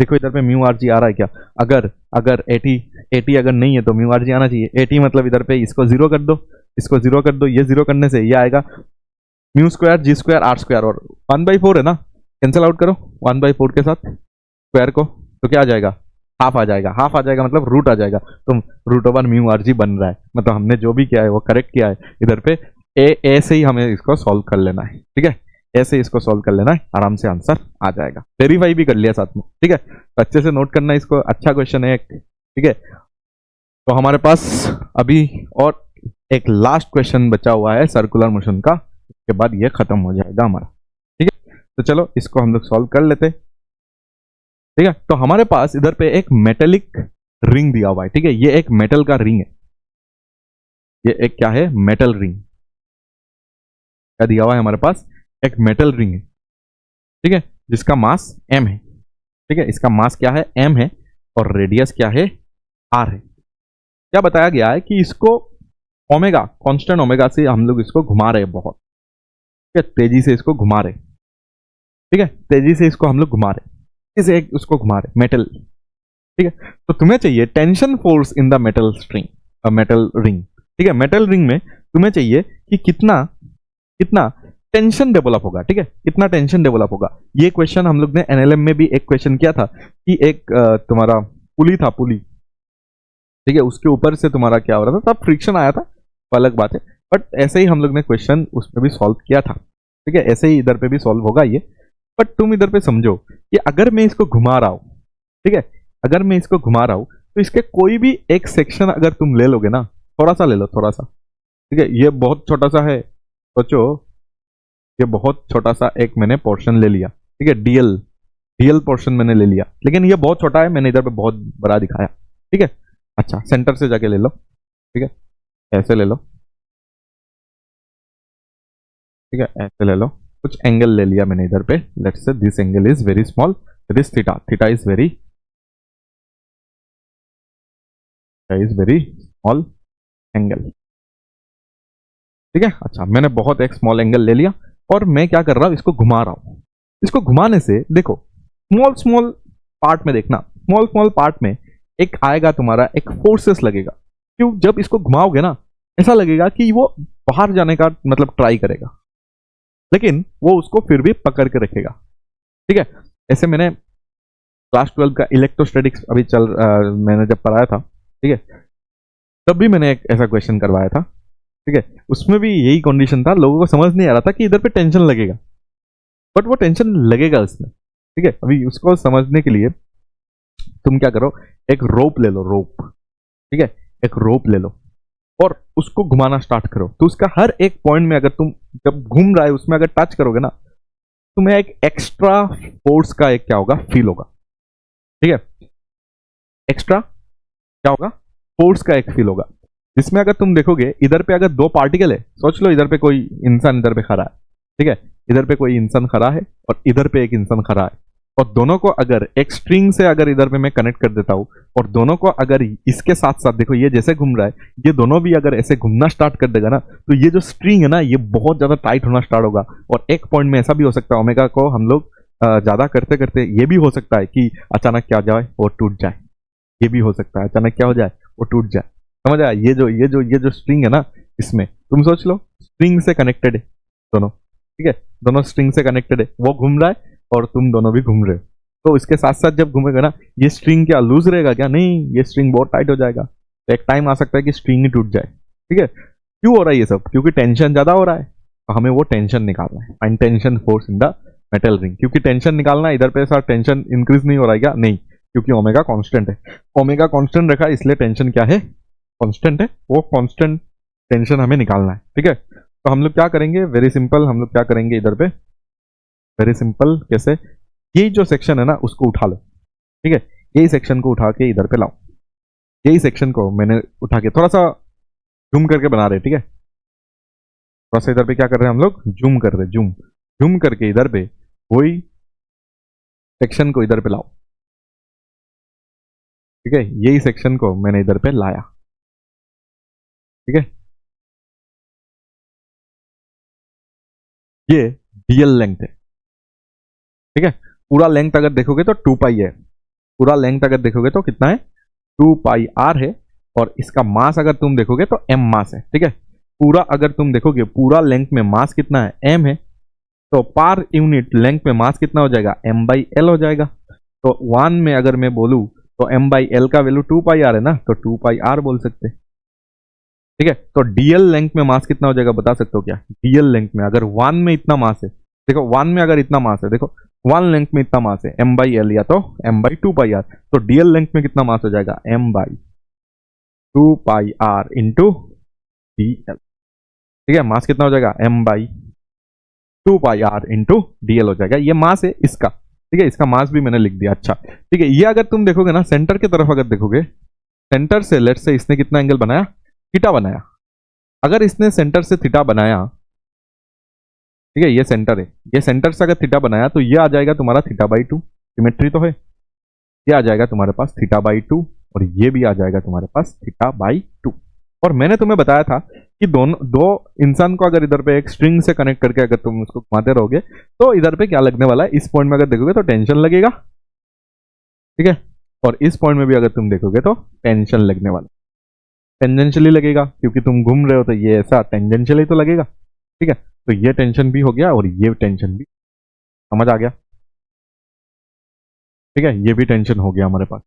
अच्छा, ये अगर थीटा बाई 2 है तो तुम्हें पता चल रहा होगा कि ये भी थीटा बाई 2 आ जाएगा, ये जो तुम्हारा आएगा ये थीटा बाई 2 होगा। कैसे सर? इधर से तुम देख लो, जैसे ये थीटा बाई 2 होने से ये थीटा बाई 2 होगा, इसी तरह ये थीटा बाई 2 होने से ये भी थीटा बाई 2 होगा, और इधर से अगर एक कंपोनेंट निकालोगे तो वो कंपोनेंट पक्का थीटा बाई, देखो ये थीटा बाई 2 और ये देखो टेंजेंट और रेडियस 90 डिग्री में होना चाहिए ना, तो ये 90 माइनस ये कितना हो जाएगा, 90 माइनस थीटा बाई 2 हो जाएगा, तो ये फिर से थीटा बाई 2 होके इस तरफ तुम्हारा टेंशन का एक कंपोनेंट जाने वाला है, that is T cos theta by 2, और इस तरफ एक कंपोनेंट आने वाला है that is T sine theta by 2। समझ आ गया बात? और इस तरफ भी तुम्हारा एक कंपोनेंट आने वाला है that is cos theta by 2, क्योंकि ये भी तुम्हारा थीटा बाई 2 होने वाला है, और इस तरफ एक कंपोनेंट आने वाला है that is T sine theta by 2। समझ आ गया क्या बात? तो क्या तुम्हें दिख रहा है कि ये तो सर्कुलर मोशन कर रहा है, क्योंकि ये घूम रहा है तो वो पार्ट तो सर्कुलर मोशन कर रहा है, तो ये अगर सर्कुलर मोशन कर रहा है तो सेंटर की तरफ होगा, जो भी फोर्स सेंटर की तरफ लग रहा है वही तुम्हारा सेंटीपिटल फोर्स होगा। तो इधर पे देखो एक ही फोर्स है जो सेंटर की तरफ लग रहा है that is T sine theta by 2 plus T sine theta by 2, तो इस तरफ अगर देखोगे T sine theta by 2 plus T sine theta by 2 वही तुम्हारा क्या बन जाएगा, सेंटर की तरफ है तो सेंट्रीपिटल फोर्स बनेगा। समझा? ये तुम्हारा सेंटीपिटल फोर्स बन जाएगा that is 2t sine theta by 2, 2t sine theta by 2। इस रिंग का इस सेक्शन के लिए सेंटीपिटल फोर्स कितना हो जाएगा, m और कितना से ये घूम रहा है, तो लेट्स से कांस्टेंट ओमेगा से घूम रहा है, तो ओमेगा, ठीक है, ओमेगा स्क्वायर। और ये कितना डिस्टेंस में है, आर डिस्टेंस, ठीक है, ये कितना रेडियस में है, आर में है ना, आर रेडियस में है ना, जो भी मैंने काटा इधर पे आर रेडियस में है, ठीक है। चलो और समझते हैं, ये चीज आ रहा है तुम्हारा, ठीक है। हमें तो टेंशन चाहिए था, तो टेंशन कैसे निकालेंगे, हमें पता है थीटा वेरी स्मॉल है, थीटा अगर स्मॉल है, थीटा अगर स्मॉल है तो मैं साइन थीटा को थीटा लिख सकता हूं, और साइन थीटा बाई 2 को थीटा बाई 2 लिख सकता हूं, समझ आया, थीटा बाई 2 लिख सकता हूं, ठीक है। तो इस पॉइंट में तुम देख सकते हो, मैं इसको 2t थीटा बाई 2 लिख सकता हूं, ठीक है।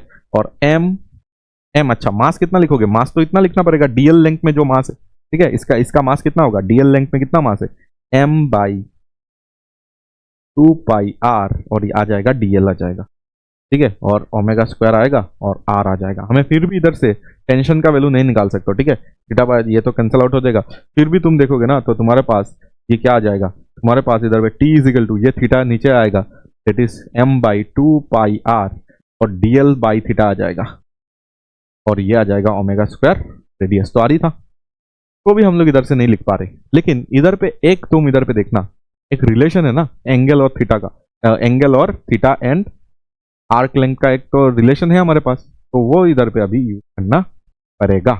तो थीटा इक्वल टू, देख लो, theta equal to L by, देखो ये थीटा है तो एल कितना है, डीएल है, और बाई क्या होता है, रेडियस होता है ना, ठीक है। तो इस जगह से देखो डीएल बाई थीटा चाहिए ना तुम्हें, तो डीएल बाई थीटा को तुम इधर से लिख सकते हो, डीएल बाई थीटा को तुम इधर से आर लिख सकते हो, और इधर पे पुट कर सकते हो, आंसर आ चुका है। दैट इज टेंशन का वैल्यू इधर से देख लो, टेंशन का वैल्यू इधर से देख लो, टेंशन का वैल्यू इस पॉइंट से अगर तुम्हें देखना है तो आ जाएगा m by 2 pi r, m by 2 pi r into dl by theta को तुम क्या लिख सकते हो, आर लिख सकते हो, ओमेगा स्क्वायर लिख सकते हो, और आर लिख सकते हो, ठीक है। ये आर ने इस आर को मार दिया, तो जो भी आंसर आ रहा है that is m omega square, कितना आ रहा है, m omega square, m omega square r by 2 pi, m omega square r by 2 pi is your tension का, ये था तुम्हारा कहानी, ठीक है। तो ये था तुम्हारा टेंशन का वैल्यू, और जितना भी अच्छा अच्छा क्वेश्चन था डायनामिक्स का सब मैंने इधर पे करवा दिया है। तो नेक्स्ट लेक्चर जरूर देखने आना, that is work energy and power में आएगा, ठीक है, नेक्स्ट लेक्चर आएगा वर्क का, तो उसको आराम से देखना, पहले इतना अच्छे से खत्म कर लो, और कोई भी डाउट अगर आया तो कमेंट सेक्शन में जरूर बताना। थैंक यू एंड मिलते हैं नेक्स्ट लेक्चर में, बाय बाय।